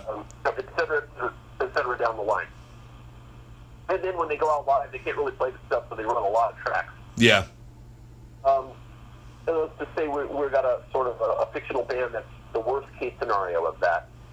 If someone really genuinely likes it, the end result, who am I to say they're not supposed to? Yeah. Who am I to say that's wrong for them to like it? Right. Like it. Right. Cool. Just understand what it actually is. Yeah, exactly. Take it for what it is. It's fine, I mean, it's sort of like almost the difference between, the closest analogy I can think of is, preferring digital art over hand-painted, like with oils or... Right. Or I'm not really familiar with the different kinds of paint. Do you know what I'm saying? Yeah, yeah. Acrylics or whatever, Right, right. What might be painting with, with a real brush on real canvas. Yeah, choose your vehicle. Yeah, or preferring instead, stuff that's completely computer generated. Right. I think both are legitimate. For people that are really good digital artists, it's not correct to say that is. It's not a perfect analogy because there's a lot of really great digital art that I think does take a whole lot of artistry. So it's definitely not an equivalent comparison. There is just the best I can come up with. Yeah, I got you. Well, on to my next question. When you construct a solo, do you like to work it out ahead of time or just let it fly? Oh, well, you understand, the way I've done that has evolved over the years. Okay. You understand that when I made my first record, my first several records, I just, I had to go into a studio and the clock was ticking. Right. Every minute was money, Right. And I didn't necessarily, I didn't necessarily have a whole lot of time. Like, I joined Death, we had some time before entering the studio, but I spent it primarily, writing songs with the guys, Right. finishing up the songs. I didn't have a lot of time to spend on solos. I would jam. I'd play in my solo section in rehearsal before going, and in some of those cases, I came up with ideas that survived to the record. But for the most part, I came up with it while I was recording it. You know what I mean? We would just record, and I would come up with it. Right. And as you may know, the first few records that I did, the first few full-length records that I did, I think the first 4, in fact, 3 or 4, I recorded at Morrisound with Scott Burns, and we developed a system where he would set me. And honestly, this in the late '80s when I went in to record Spiritual Healing was 1989, summer of 1989, or fall of 1990, one or the other, when we went in to record. It was one of the things that really sparked my interest in recording because we developed a system where Scott would be like, well, rather than me sitting here and continuing to rewind and go in to record, why don't I show you how to, we'll set a loop. I'll show you how to operate it on the controller. This is 2-inch machine, 2-inch tape, Right. 2-inch analog tape, and these big giant remote controls that had to roll around on their own stands. Yeah. Had these big old stands to support them because they were heavy and huge. Yeah. And he would just set up a loop for me. And I would just sit there and play until I formulated my idea. And, each time it would record on the loop. It would record. And so as soon as I hit something that I really, really liked, I could just hit stop, and, call Scott, in. So I would spend, half hour, something like that, each one just sort of coming up with my ideas right then and there, and then I would record them. Okay. So it was really neither is the answer to your question. I didn't come up with them before, and I didn't completely improvise them off the cuff. Okay. I took about a half hour with each one on a loop, and just sort of got my ideas together. And some of those ideas came together from pure improvisation, but I would hear it, I would go, okay, I like that what I just did, and I'd remember it, Yeah. remember it, and we'd lay it down, Yeah, I remember reading an article with David Gilmour. He said that he would go ahead and actually certain sections he would actually go ahead and have either a check mark or a cross next to it written out right in front of him, so he would actually have a visual mapping of the solo before he'd actually go ahead and record it. So that's kind of why I asked that. Yeah, it's sort of equivalent to what I did, but instead of more held the map. Yeah. Mentally in my head, I just remember it. I would just remember because I just work on one solo at a time, and it was not that hard to remember. Right. For me, but that's evolved over time now because number one thing is it's no longer analog tape. Right. It's hard drives. You're recording digitally to hard drive, and so you got endless takes. You can keep as many takes as you want. Back then, 2-inch. Maybe if everyone else hadn't recorded their tracks already, there might be an open track that you could record an alternate take on and then decide after the fact, and then whichever one you didn't use would end up getting recorded over by something else. Yeah. So, maybe you had alternate take or whatever, but for the most part, you had to get it down. You had to just get it recorded. Whereas, these days with DAWs, with digital, you can record 50 takes of a solo if you want to. I tend to not work that way myself. Some people do. I tend to just go through and get it down, just start at the beginning and play until I hit a roadblock, and then right, or at least until I figure out what. For me, I think a solo should have a structure. Right. Hey, that's not to say I've never played meandering solos that kind of went nowhere. I'm guilty of that, as any other lead guitarist is. Yeah, like Zakk Wylde. Certainly, and especially over the years as my playing has refined. Yeah. A solo needs to tell a little bit of the story for me. It needs to have a beginning, a middle, and an end. Yeah. It needs to go somewhere, and maybe it ends up somewhere entirely different. Maybe it comes back around to the beginning. It depends on what kind of story you're trying to tell with it. Yeah. What the vibe of the song is. What I mean? So, I'll just sit down and decide that I've got the beginnings. I have the beginning, and I'll have the beginning finalized and recorded before I ever work on the middle. Yeah. And then, maybe I'll take a break, I'll come back and work on the middle. But that's because of the other change. Yeah. It's not just that it's no longer 2-inch anymore. It's also that, for guys like me who record themselves and have, very high quality gear in my personal studio. Right.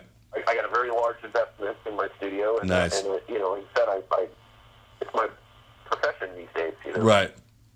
It's my second profession, besides guitar player. So I'm able to, the clock isn't ticking. I mean, that's the other thing. The clock isn't ticking, Yeah. When I'm writing this, Yeah. And anymore, even with bands, that are recording their albums with producers that are going to take it and mix it at their studio, et cetera, it's not necessarily the case that the guitar player has to sit there at the studio and record it like I used to have to do. Yeah. Or like when I did the Disincarnate album with Colin Richardson over in England. Yeah. Or like when I did the first Testament album. That's how quick it evolved. Mm-hmm. 1993, I had to go sit in a room with an engineer in a studio and record my solos. Mm-hmm. A studio in Sausalito. By The Gathering, I was recording my solos for The Gathering by myself in my own studio. Mm-hmm. And then just bringing them to the band studio and flying them into the sessions. I would take a slave tape home. It would just be a stereo print of the track, and that would leave me 6 tracks to do solo stuff. I would do it. This was 8-act tape days. I would record. Record my solos to that song. I'd bring the tape back, fly it into the main session. Okay. So when you don't have the clock ticking, it really does affect. It tends to affect your workflow and how you approach it. So. Okay. I got you. That has changed organically as technology changed, and the proliferation of project studios and personal projects. Right. I got It's you. perfectly possible these days for any band to just set up and record some of their stuff themselves, because there's a lot of stuff. As long as you can get a clean DI, to get to whoever's finishing the record, you can take that and reamp it through real amps in a nice studio. You don't necessarily need to record that. It all depends on whether you need or want the input of a producer while you're recording your guitars. I got you. Yeah. How did your endorsement deal with Comparison, or excuse me, with I think I'm saying it right, Comparison Guitars? How did that come about? Is there a James Murphy signature model, and if so, how does it differ from the normal stock model? Well, I'm looking at how you spelt it here, and I think I'm looking at the you put Comparison with two R's, O and two R's. Yeah. Like Cap Harrison, A-C-A-P-A, Okay, cool. R-I-S-O-N, so just one R. Okay, cool. And it's C-A-P-A, so Cap Harrison. Okay, cool. And that came about through a friend that was using them. Okay. A couple of different friends. At the time, I was pretty good friends with. I haven't spoken to him in years now, but I was in pretty good contact with Joel Stretzel of Killswitch Engage. Okay. And he was playing Comparison, and I really liked it. I loved it. And he was just, well, I'll make you an introduction. And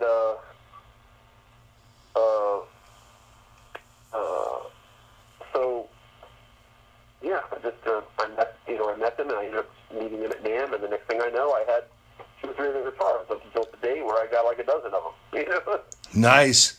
To answer your question about whether I have a signature model or not yet, we have discussed it. But I don't actually have an actual production signature model yet. Okay. I've got my ideas together. Right. It's a matter of whether they're going to go for it. Because the trick of having a signature model guitar is, of course, every artist wants to make a guitar, a signature model guitar, that's everything they always wanted. Right. The best of everything that they always could, the best thing they can dream up. Yeah. The problem when you do that is finances. My buddy Joel from Killswitch. He's a really great guy, and what a lot of people don't know, because he doesn't really show it in Killswitch, he's an amazing player. He's a fantastic lead player. People don't know it. He doesn't really play solo so much in Killswitch. Right. I think Adam takes most of those. I don't really know. That may have changed on their last few albums. I don't really know. But, right. But he's an amazing player, actually, Joel. And he has his own signature model with Comparison, and he put together an amazing guitar. I would love to have one of them. They are extremely expensive because he went to town. I mean, he made the guitar of his dreams. It's a pricey guitar. Very pricey. And that's the problem with making a signature model, because you're dealing with an entity, a company. Whose goal is to make money so they can pay their employees. And, and make some money themselves. Yeah. Business. And, right. You got to make a guitar. So I think making a really successful signature model guitar is you either have to have a very strong upper class fan base that has massive amounts of disposable income. Yeah. It's very rare and hard to do. Or you have to appeal. You have to have a guitar that has appeal, that's exactly what you want and like to the extent that it's still that you can make it within an affordable framework. Right. Where people aren't going to go, damn, I want that James Murphy signature guitar. Yeah. Shot through that. Yeah. Yeah. I'll buy a new car instead. Yeah. I can buy at least put a huge down payment on a car. Yeah, or a house. You can buy a decent used car for the price of some guitars. And yeah. So I want to make a guitar that's going to be reasonably affordable. I mean, there's no doubt that it's going to be over $1,000. Yeah. Probably. It's going to be not a cheap guitar by any stretch of the imagination, but it's not going to be $3,500. You know what I mean? Gotcha. Which, sometimes you just know. So it's a matter of nailing down all those details. It's also a matter of doing it in a time that makes sense. Right now, I don't have anything imminently coming out that I've played on. Okay, I got you. Stuff like that helps drive sales, and so you want to tie all those things together. You want them to be You know what I mean? You sort of excitement built back into your name because you put out a cool album. And, Right. And then that's the time that makes more sense to put out a signature guitar, I think. So while I have talked about it, and they've asked me for my specs, I've sort of balked at Got it. giving them my specs. Because, you know, I don't think it really is the right time. Yeah. And it will be soon coming up, though, and so I do want to do one. My thoughts on what it would be have evolved a little bit. Uh-huh. You know, it's definitely evolved. And that's just because I've gotten a couple of different guitars from them since then, Uh-huh. and I found more things that I liked in these other guitars that have inspired me to think about things for my signature model. Okay. Well, if you could, I mean, if you're able to, what would be your dream guitar? What pickups would you have it outfitted with? What type of wood, frets, a bridge?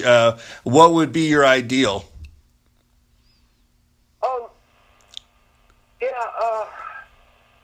Hard to say. I mean, I tend to think it will probably be a rosewood fingerboard. Okay. Even though I love maple fingerboards. Okay. Probably would be a rosewood fingerboard. All right. Not ebony, because ebony, believe it or not, it's such a dark wood, people tend to think, it's going to be a dark sound, but it's not. It's such a dense, hard wood, ebony, that it actually lends a really bright sound, kind of, I think. Right. Or it can do, anyway. But, you know, I just think rosewood. You know, maple fingerboards also tend to be quite bright. Right. And rosewood is just more affordable than ebony. Right. As well. And, you know, for myself, having to buy guitars, you know, Yeah. I just sort of like the tone better. So that would be rosewood fingerboard. It would be some sort of strat variety. Okay. At first, I thought I was going to base it on the Horace shape. But these days, I'm thinking more along the lines of the Cat Special shape, which has a little angle to the back curve of the guitar. Okay. Which, oddly enough, makes it a little weird to sit it on a lot of stands. Certain stands, it just wants to fall through. Yeah. You know what I mean? But I love it. It just feels really great to hold and play it. And I think that is that's got to be the ultimate consideration. So I think it might be based on the TAT Special, but a completely different pickup configuration, completely different knob and selector configuration, Mm-hmm. and a few other little tidbits changed. You know, I'm very much an EMG guy. I Okay. love EMG pickups. I think they're fantastic for metal and heavy music, period. Right. Very clear, a lot of clarity. They have a lot more headroom than passive pickups. Okay. They don't get smushy. They don't get as squishy when you play them. They stay, everything sort of stays real clear and tight. And, you know, there's really some myths about active pickups that have been busted, but unfortunately that needs to be repeated over and over and over again. Right. Of those myths. Right. I like to say these things about active pickups. As if active pickups somehow, you know, are inferior in any way, and not. They're in fact not. They're definitely clearly superior in a number of ways. That's not to take away from passive pickups. I love passive pickups, but Uh-huh. I really prefer EMGs for heavy music. I just do. I think the definition, the clarity, and the headroom that you get, it's just perfect for heavy music with EMGs. So I love EMGs. So a signature model for me would either have an 85 bridge or 57 EMG 57. Okay. Model compared to the 85. Undoubtedly would be a coil shape size pickup in the neck. I definitely want one of the ones that go up to about 27 frets on the top 4 strings or so, and both the Horace and the Cat Special do that. Okay. That neck pickup will either be an SLV, which is the Steve Lukather model, or I might want to try to talk to. I'm going to say EMG makes a number of single coil pickups, but you know some of the ones are not really appropriate for metal, like the S and the FX, Right. the FA, rather, the F and the FA. They're not particularly good for metal. They're more for really different kinds of stuff. But the SLV, which is the Steve Lukather signature model, has the gain. It has the punch that you need for metal. But I'm not necessarily 100% sold on the EQ curve that you get from it. When I go to the neck pickup, it's because I want that creamy sound. That creamy sound that first grabbed me when I heard Dave Murray doing it in Iron Maiden. Right. Just butter. Sweet butter. And I was with Legato. I was like, oh my God, that's amazing. I got to do that. I got to have that sound. I got to play that stuff. Yeah, Gary Holt was talking about that one time. yeah, you got to have it. And so the SLV gives you the bite you need to be able to do that. It has the punch. It has the power. But I don't know that it necessarily gets as creamy as I want it. So maybe I'll talk to E&G about doing a new pickup for single, because that's the single biggest complaint I have ever heard about amongst people who I know who love EMGs, is that they can't find a single coil that they really like. Right. And I've been hold with people for the SLV because they didn't really even know about it. They were like either S or FA, which typically comes. So anyway, I can go down the rabbit hole of gear and tone for hours, man. So Yeah. It's a trap to ask me that kind of question. I'll talk to your office. All right. Well, this kind of ties into it. Currently, what is your basic rig setup? Well, I don't know that I have a basic rig anymore. Okay. Because I have so much gear. I think I have 9 different amp heads. Okay.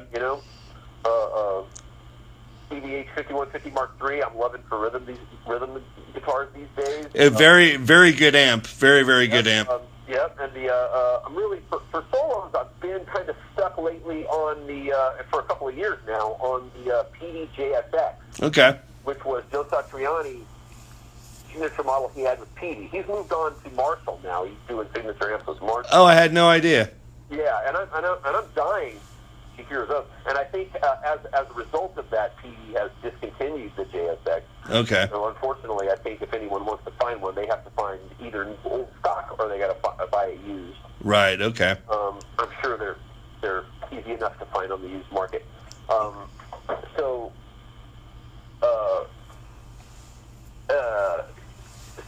So I'm tending to go with the EVH 5150 Mark III with a tube screamer, either a TS9 or a TS10 or a TS808. I have all of them. Okay. And a TS7. So some flavor of tube screamer or a Maxon OD808, whichever. Just some flavor of tube screamer paired with the EVH. You don't really need it for gain. I mean, the EVH has plenty of gain. Yeah. But it does. The tube screamer had a low gain setting, mind you. Yeah. It's a very low gain setting that I use. Yeah. I'm getting most of the gain from the amp. So, Did you ever try the Chandler tube driver that came out like in the mid '80s? Never heard about it, but I never tried it. Yeah. Like I said, I tend to get most of the distortion I want from the amp itself. And what the tube screamer really does is it has its effect of tightening up the low end. It just sort of like tightens the low end, makes it more focused. Gotcha. Punchy, and a tiny little bit of extra bite. Just extra little bit of bite that lets you really get those squeals. Yeah. But Yeah. the gain does not have to be up very high. I would say, like if you're like a clock face, I tend to not go higher than what would be like, 9 o'clock on a clock face. Right. Or maybe you would call it 3 if you're on a scale of 1 to 10. Yeah. But yeah, and I like the tone shaping of it. The tone control on a tube screamer is pretty nice, because if you need to brighten up your sound, just crank that thing to the right a little bit. If you want to darken it up a little bit, just crank it to the left a little bit. It's subtle but effective in that regard. So I love that, and so that's typically my rhythm sound. Now for solos, I've been tending to use, like I said, the PVJSX. Right. And I tend to pair it with a MXR. I love MXR pedals. Got Yeah. a lot of MXR pedals, and I love their stuff. And Yeah. typically for solos, for me, my setup is the PVJSX with a ZW44 pedal, which is the Zach Wild Overdrive, the Wild Overdrive Okay. MXR. Okay. And then I'm also using the new M300 reverb pedal from MXR, and an Eventide rack unit for delay, or the MXR carbon copy for delay. Okay. If you're at the studio, I'll use the Eventide for delay almost every time. But out at a jam or a gig or a date where I got or a recording date where I got to travel, Right. I'll take the MXR carbon copy with me, which is an awesome little delay pedal. So Great. those are currently probably my three favorite pedals: the ZW44 Wild Overdrive, the M300 Reverb, and the carbon copy. Okay. All three awesome MXR pedals. Okay. They're very affordable. Okay. You ever have a chance to play around with the old Echoplex pedals like Dave Gilmour used to use? I have an MXR sort of Echoplex bass type pedal. I have MXR's version, current version of that. Okay. And yeah, I played around with them. They're great. They're fun. Okay. All righty. Well, kind of getting back to the music as opposed to the gear. Just two more really quick questions. What artist do you listen to that most people would think that it's a surprise that you actually listen to? I don't know if I could pick out a single artist. And again, this is another one of those questions where I wish I would have reviewed your questions more thoroughly. And Right. Okay. had some answers written down because again, put on the spot to come up with names of things, I struggle sometimes. Well, like any particular genres that you like that people wouldn't think like. I mean, are you like an old school country fan or actually listen? Like I heard I actually watched a really cool interview that you had done with somebody where you'd actually mentioned Scandinavian jazz. Just something that mentioned some. I'm a fan of Scandinavian jazz. I call it Scan Jazz for short. I don't know if that's a thing. I'm trying to make it a thing. Right. Okay. I got you. When it's Scan Jazz, Scandinavian jazz. I like it when it's kind of dark and moody and somewhat sparse at times, and I love that stuff. And if I were going to try to turn people on to that kind of thing, I would have to speak about artists like Esbjorn Svensson Trio. Okay. Or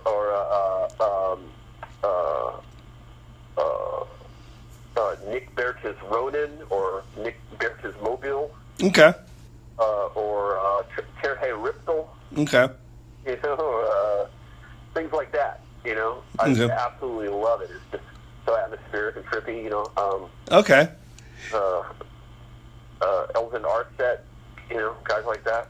Okay. Some of these guys, I don't even know if I'm pronouncing their names right. Okay. Yeah. You have any likes for anything way out there electronic music like Massive Attack or M83 or anything like that? Well, I like a lot of again I'm kind of saying sort of dark but there's a genre called dark ambient. And I like some of the more trippy bands from that genre, like if you can call them bands, they're often just one man. Right. Lustmord. Okay. And Nordvargir. I think I'm pronouncing that right. Okay. Just drones and horror movies. It sounds like soundtrack stuff from a horror movie. Like Old Skinny Puppy or something like that. Yeah, they're just more ambient, more droney, and more Oh, okay. People might be surprised to learn that I like Old Skinny Puppy. Yeah. I like a lot of instrumental music too, going back to the '70s instrumental bands like Oregon and Shadowfax and stuff like that, stuff that just trippy instrumental stuff like that, and even modern kind of funky trios and quartets like Medeski, Martin and Wood, especially sometimes when they're a trio as Medeski, Martin and Wood, and when they're a quartet with John Schofield. Okay. Schofield, Martin and Wood, love that stuff. Okay. Love the Bad Plus, fantastic trio that just does all kinds of cool original music, but also a lot of cool covers. Oh, okay. I think they did Iron Man. They did a bunch of cool covers, but it's just trippy stuff. You got to be fairly open-minded. Yeah. Speaking of instrumental stuff, are you a Neil Young fan by chance? I am a Neil Young fan but I'm very particular about which songs I like. You could probably guess. I like Old Man and The Needle and the Damage Done. Yeah, the standards. Yeah. Yeah, I'm not someone who likes Neil Young. just because it's Neil Young. Yeah, I'm very particular about which Neil Young I like. Okay. The reason why I ask is I don't know if you've ever seen the Jim Jarmusch film Dead Man, but it's a 1996 Western that just about everybody under their sun has a cameo appearance, but in it. But Johnny Depp plays the lead role. But Neil Young actually did the soundtrack. It's a pretty dark, ambient. Instrumental soundtrack, just basically only guitar. But Dead Man is the name of the film. It's all in black and white. It's really an incredible movie. The soundtrack is incredible for it. What year was it? 1996. Cool. I will definitely check it out. It might be on Netflix. I'll see if I can Netflix it. Yeah, and if not, I think it's like a $3 DVD or whatever. But okay, last question, and it's kind of way off topic, but I know that you're a supporter of the Second Amendment, just like I am. Your preference, semi-auto or revolver, and arguments for both. I don't tend to make a choice or a distinction. I have both. I have equal amounts of both. Okay. I have a number of firearms, as you've noted. Okay. I am a Second Amendment supporter. Nice. I am a concealed carrier. Nice. I don't carry a license. I do carry with me usually. Normally, if I'm carrying, it's a revolver. Okay. What caliber? .357. Same with me. 5 or 6 shot. 5. Okay. If you don't mind me asking, what make and model? I think it's a 2 3/4 inch barrel, but it is a Ruger SP-101. That's what I got. Spurless hammer. Oh, okay. I got the exposed hammer. Yeah, I like the spurless because if you're going to be carrying it concealed, if you had to draw it, you don't want that spur catching on your clothes. No, exactly. I actually have a bunch of buddies that are semi-auto purists who who are basically throw the argument out there. You don't have as many rounds, and my philosophy is if you need that many rounds, you probably got bigger problems than needing actually more rounds. So that's kind of my argument. Many rounds, you probably need to worry more about how good your shoes are to run in. Exactly. Running shoes on. Exactly. I typically avoid talking about this stuff in interviews. I can understand. I think I tend to not talk about it all that much online at all. Because, Right. It's one of those divisive subjects. I would say easily half of people that would identify themselves as fans of my music live up north in states where they can't have guns, and they don't, or they live over in Europe where they definitely can't have them, and they understand why we do. Yeah. Well, I'm out here in Arizona, so why they can't understand why anyone in their right mind would want to have a gun, and I'm not going to litigate that here. I've done enough of that. Yeah. On social media, usually in private conversations, going back and forth with people. Yeah. And I don't think it's a real productive conversation to have. Right. If we're just going to stick strictly to the topic and not really go into politics. Right. Then I'd say that what I really like about revolvers. Yeah. They tend not to jam. That's my main argument. You know what I mean? They just tend not to jam, and semi-autos can jam. Now, if you're really meticulous about keeping your weapon clean, and using good quality ammo, and and loading your mags properly, making sure everything's even distributed in there and not going to kink up or anything like that. And you use good quality ammo, and you're probably not going to have a jam. Yeah. Keep it well lubricated. You keep it. Everything, any debris out of there, et cetera, et cetera, et cetera. You're probably going to be okay, but at the end of the day, it could still jam. Yeah. And, for me, the SP-101, for instance, is just a real concealable, especially with the spurless hammer. Yeah. And it just tucks away nice in your waistband. I just use one of those Uncle Mike's in waistband things. Yeah. I don't know. I don't want to call it felt. It feels like more like kind of velour. Yeah. Yeah. if anyone remembers that stuff from the 70s. Oh, yeah, yeah. The Uncle Mike, in waistband. Yeah. That's all I just carried around in that with that. And I generally, if you see me out and about on the street in Florida, I have that on me, generally speaking. And, frankly, I've never needed it. I've never felt like I needed it. And the question that I always get, to sort of get back into the political side of it, is, well, what are you scared of? Well, nothing. Nothing. Not scared of anything. And not because I have the gun. I mean, that would be a reason, not particularly be scared. But honestly, if I'm scared of anything when I have the gun, it's in getting in a gunfight. I'm scared of it. Yeah. Possibly having to use my gun. If you're not scared about having to use your gun, then you shouldn't have it. Yeah. You shouldn't have it. You're a wrong type of person to have one. Yeah. If you look eagerly at the possibility of using a gun, then you shouldn't have one. Anyone who's going to own a gun should have a very healthy respect for a gun. It should be fearful of ever having to use it in public. Oh, yeah. It should only be used as such a last resort that literally, if you don't, you or someone else near you is about to be killed. Yep. You don't take action. Yep. And that should not be drawn until that moment. And once it's drawn, you should commit and fire. Yep. It should never be taken out and waved around and used to try to control the situation. Yep. Because you're scared. Yep. And that's where bad things happen. Yep. And, absolutely. People want to talk about all the statistics. The one statistic they don't talk about is the hundreds of thousands to up to 2 million times per year in our country that firearms are used legally by legal carriers. Yep.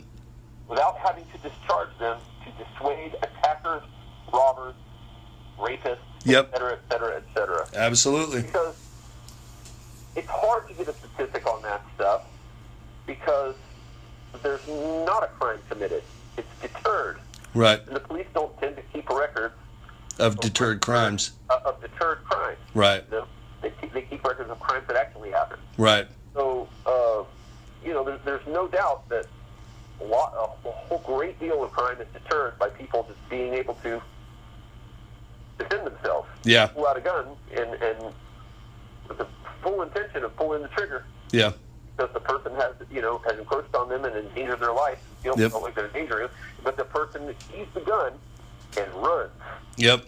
That happens a lot. Yeah. It happens a real lot, Mm-hmm. And personally, I'd rather be in that position. I'd rather be scared, shaking, and holding a gun, but ultimately relieved that nothing happened. Yeah. And I just don't buy into the arguments, again, sort of keeping on the political thing, which I had said I would like to avoid. But, right.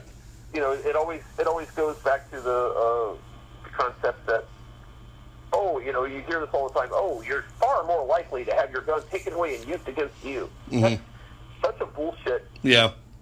That is not a statistic. That is not true. Yeah. That is something some left-wing, nut jobber said one time to try to, because he was. And here's the thing: I'm very lefty. I'm a very lefty guy. Yeah. I really am.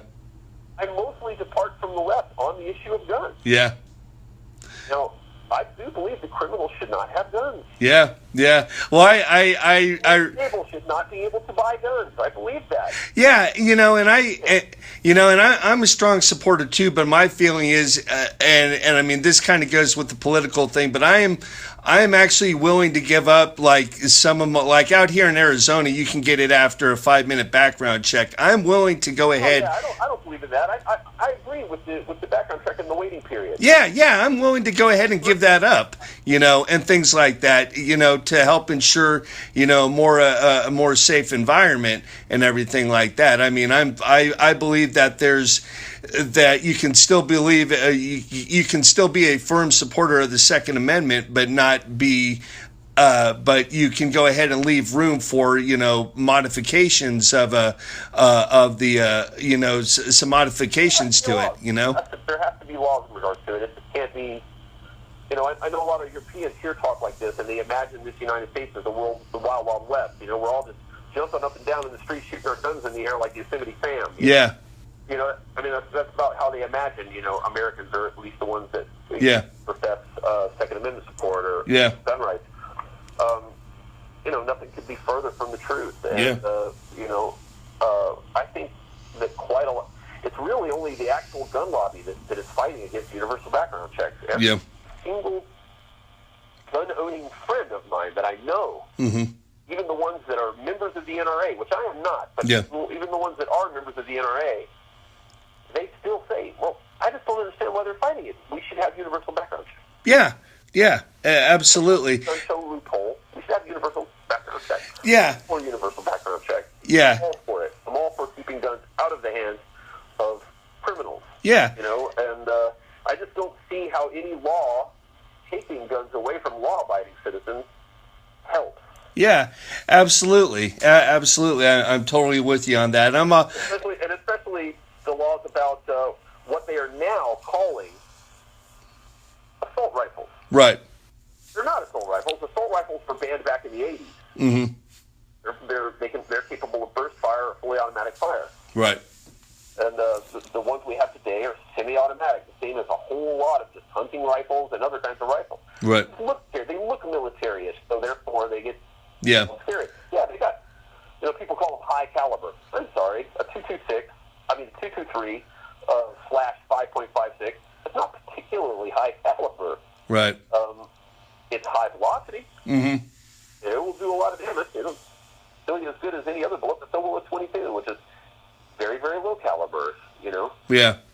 So I don't really understand all the arguments for taking guns away from everybody. That's where I draw the line. I think we should be allowed to have guns. And when you consider the fact that, murder on the whole is at a 20-year low and still dropping in this country, where we're having more high-profile cases. Yeah. So that creates this illusion that we're having a worse and worse gun problem than ever we're not. Yeah. But even if you just concede that we're having terrible, terrible gun problems, and I think we are, they're just at a 20-year low and it's still dropping, so it's going in the right direction. Yeah. But even if you just forget that fact and you concede that it's a terrible, terrible gun problem, which I do. Yeah. You accomplish nothing by taking guns away from law-abiding citizens. That's not the guns that are, that's not who's doing all these killings and murders. And certainly the semi-automatic rifles that are erroneously being called assault rifles by the media every single day Right. are far less than 1% of those killings. It's mostly handguns. Yeah. Mostly handguns. I mean, if you really want to do damage to the amount of gun violence, you have to take away handguns. Right. I'm worried about taking away semi-automatic rifles, which is not going to really accomplish a lot. There's a whole lot of semi-automatic rifles that don't have a military look to them. Yeah. They wouldn't be affected by such a ban. Yeah. People can just jam or buy or make high-capacity magazines for those if they want to go on a killing spree with one. Yeah. Just because it looks like all wooden and looks like it's all made out of wood, it looks like a hunting rifle, doesn't mean it can't rapidly fire from an extended magazine. Yeah. It absolutely can do. Right. And there's a whole lot of rifles like that, and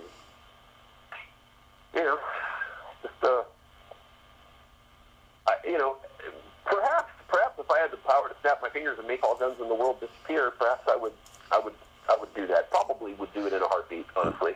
Yeah. Years and all guns and weapons of all Yeah. For all weapons of murder. Yeah. Would just disappear and could never be made again. Yeah. I could do that. I would. Yeah. But I can't do that, so I'm not going to render myself helpless. Yeah. I'm not paranoid of being attacked. I live on the countryside. I'm not really worried about much out here. Yeah.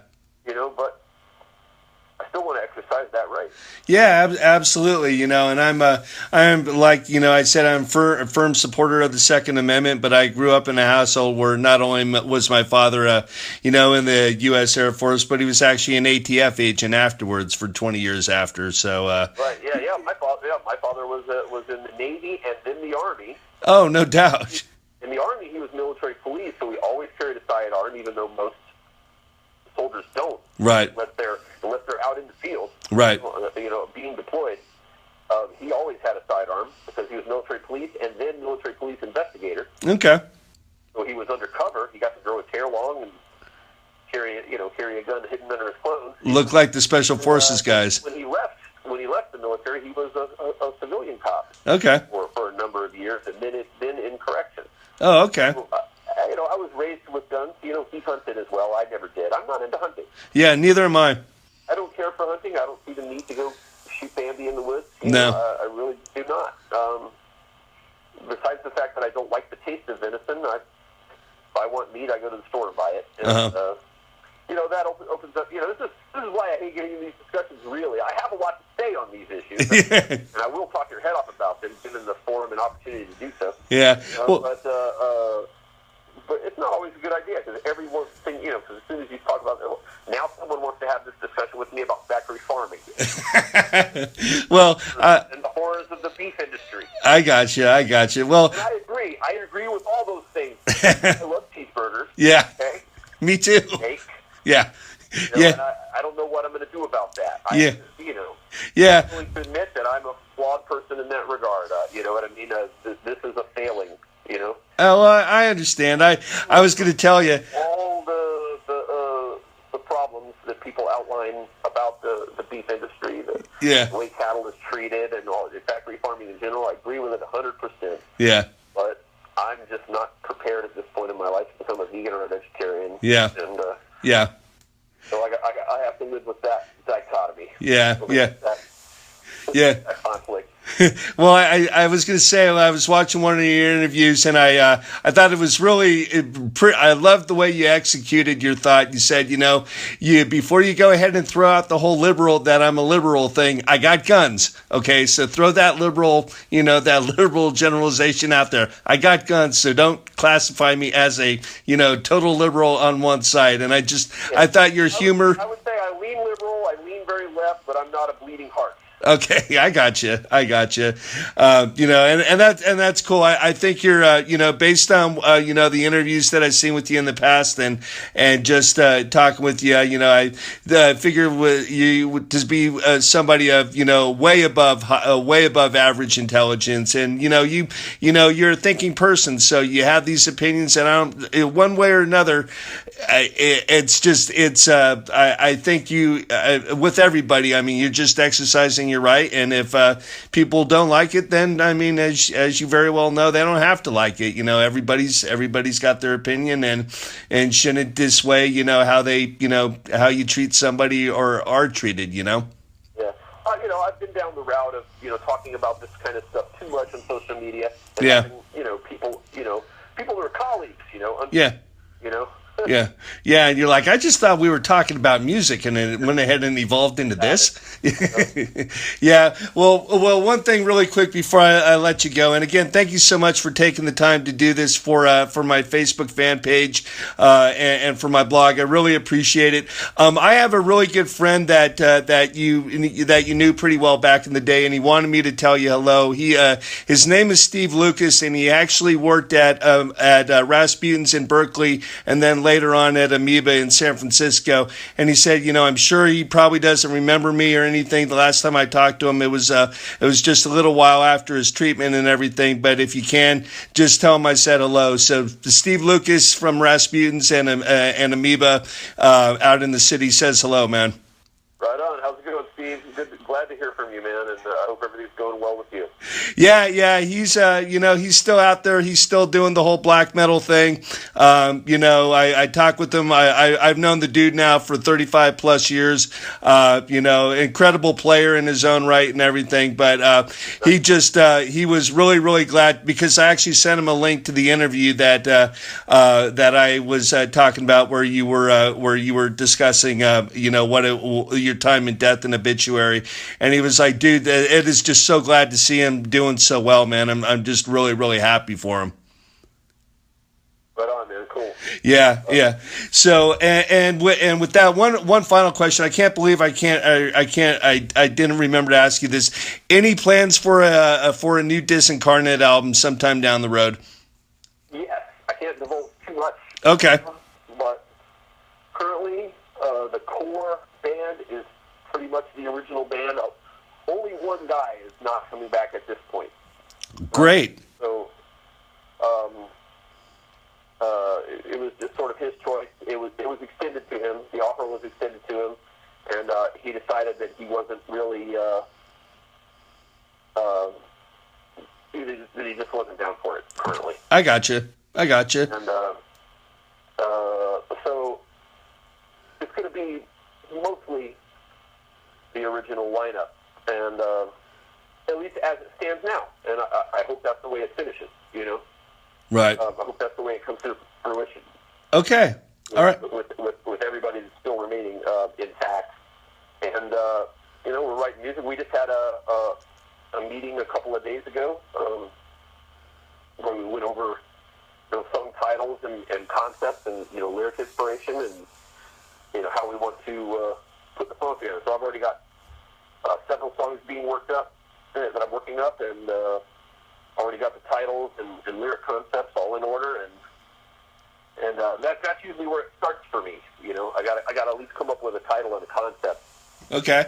And then that's what gives me the vibe to sort of write riffs, Okay. And after that, it's like actually once you got the music, then the lyrics come. It's usually just titles and the concept of what the lyrics are going to be about, or what the inspiration is going to be drawn from. Then write the music, then write the lyrics that actually fit the titles and concepts. Got it. But I at least got to know the title and concept to have the right mood and vibe. Okay. Right song is going to feel like it fits those title and concepts. You know what I mean? I got you. Well, dude, thank you so much, James. Like I said, I know you're extremely busy. You were kind enough to go ahead and do this interview with me. From the bottom of my heart, I thank you so much, man. And I'm going to go ahead and try to get this up and posted and everything, on the website or on the Facebook page as well as the blog for it and everything. So I'll go ahead, if you're interested, I'll go ahead and send you out a link to both and everything. But again, James, thank you so much. I'm just a fan, so I really appreciate you taking the time to go ahead and sit down and speak with me, on a number of different subjects. So thank you so much, sir. Sure, man, and definitely do send me those links. And if you can remember, send me a link to the movie you were telling me about. Yeah, absolutely. And if you want to get a good laugh, I'll send you a link out to the very first interview I just did a few days ago with Don Doty, formerly of Dark Angel and now Eliminate. There's a little plug for you, but you can check out how bad I sound on that interview. Yeah. Hey, thanks a lot, man, James. Good luck with everything, and I'll definitely send you those links. But thanks again, sir. It means so much to me, man.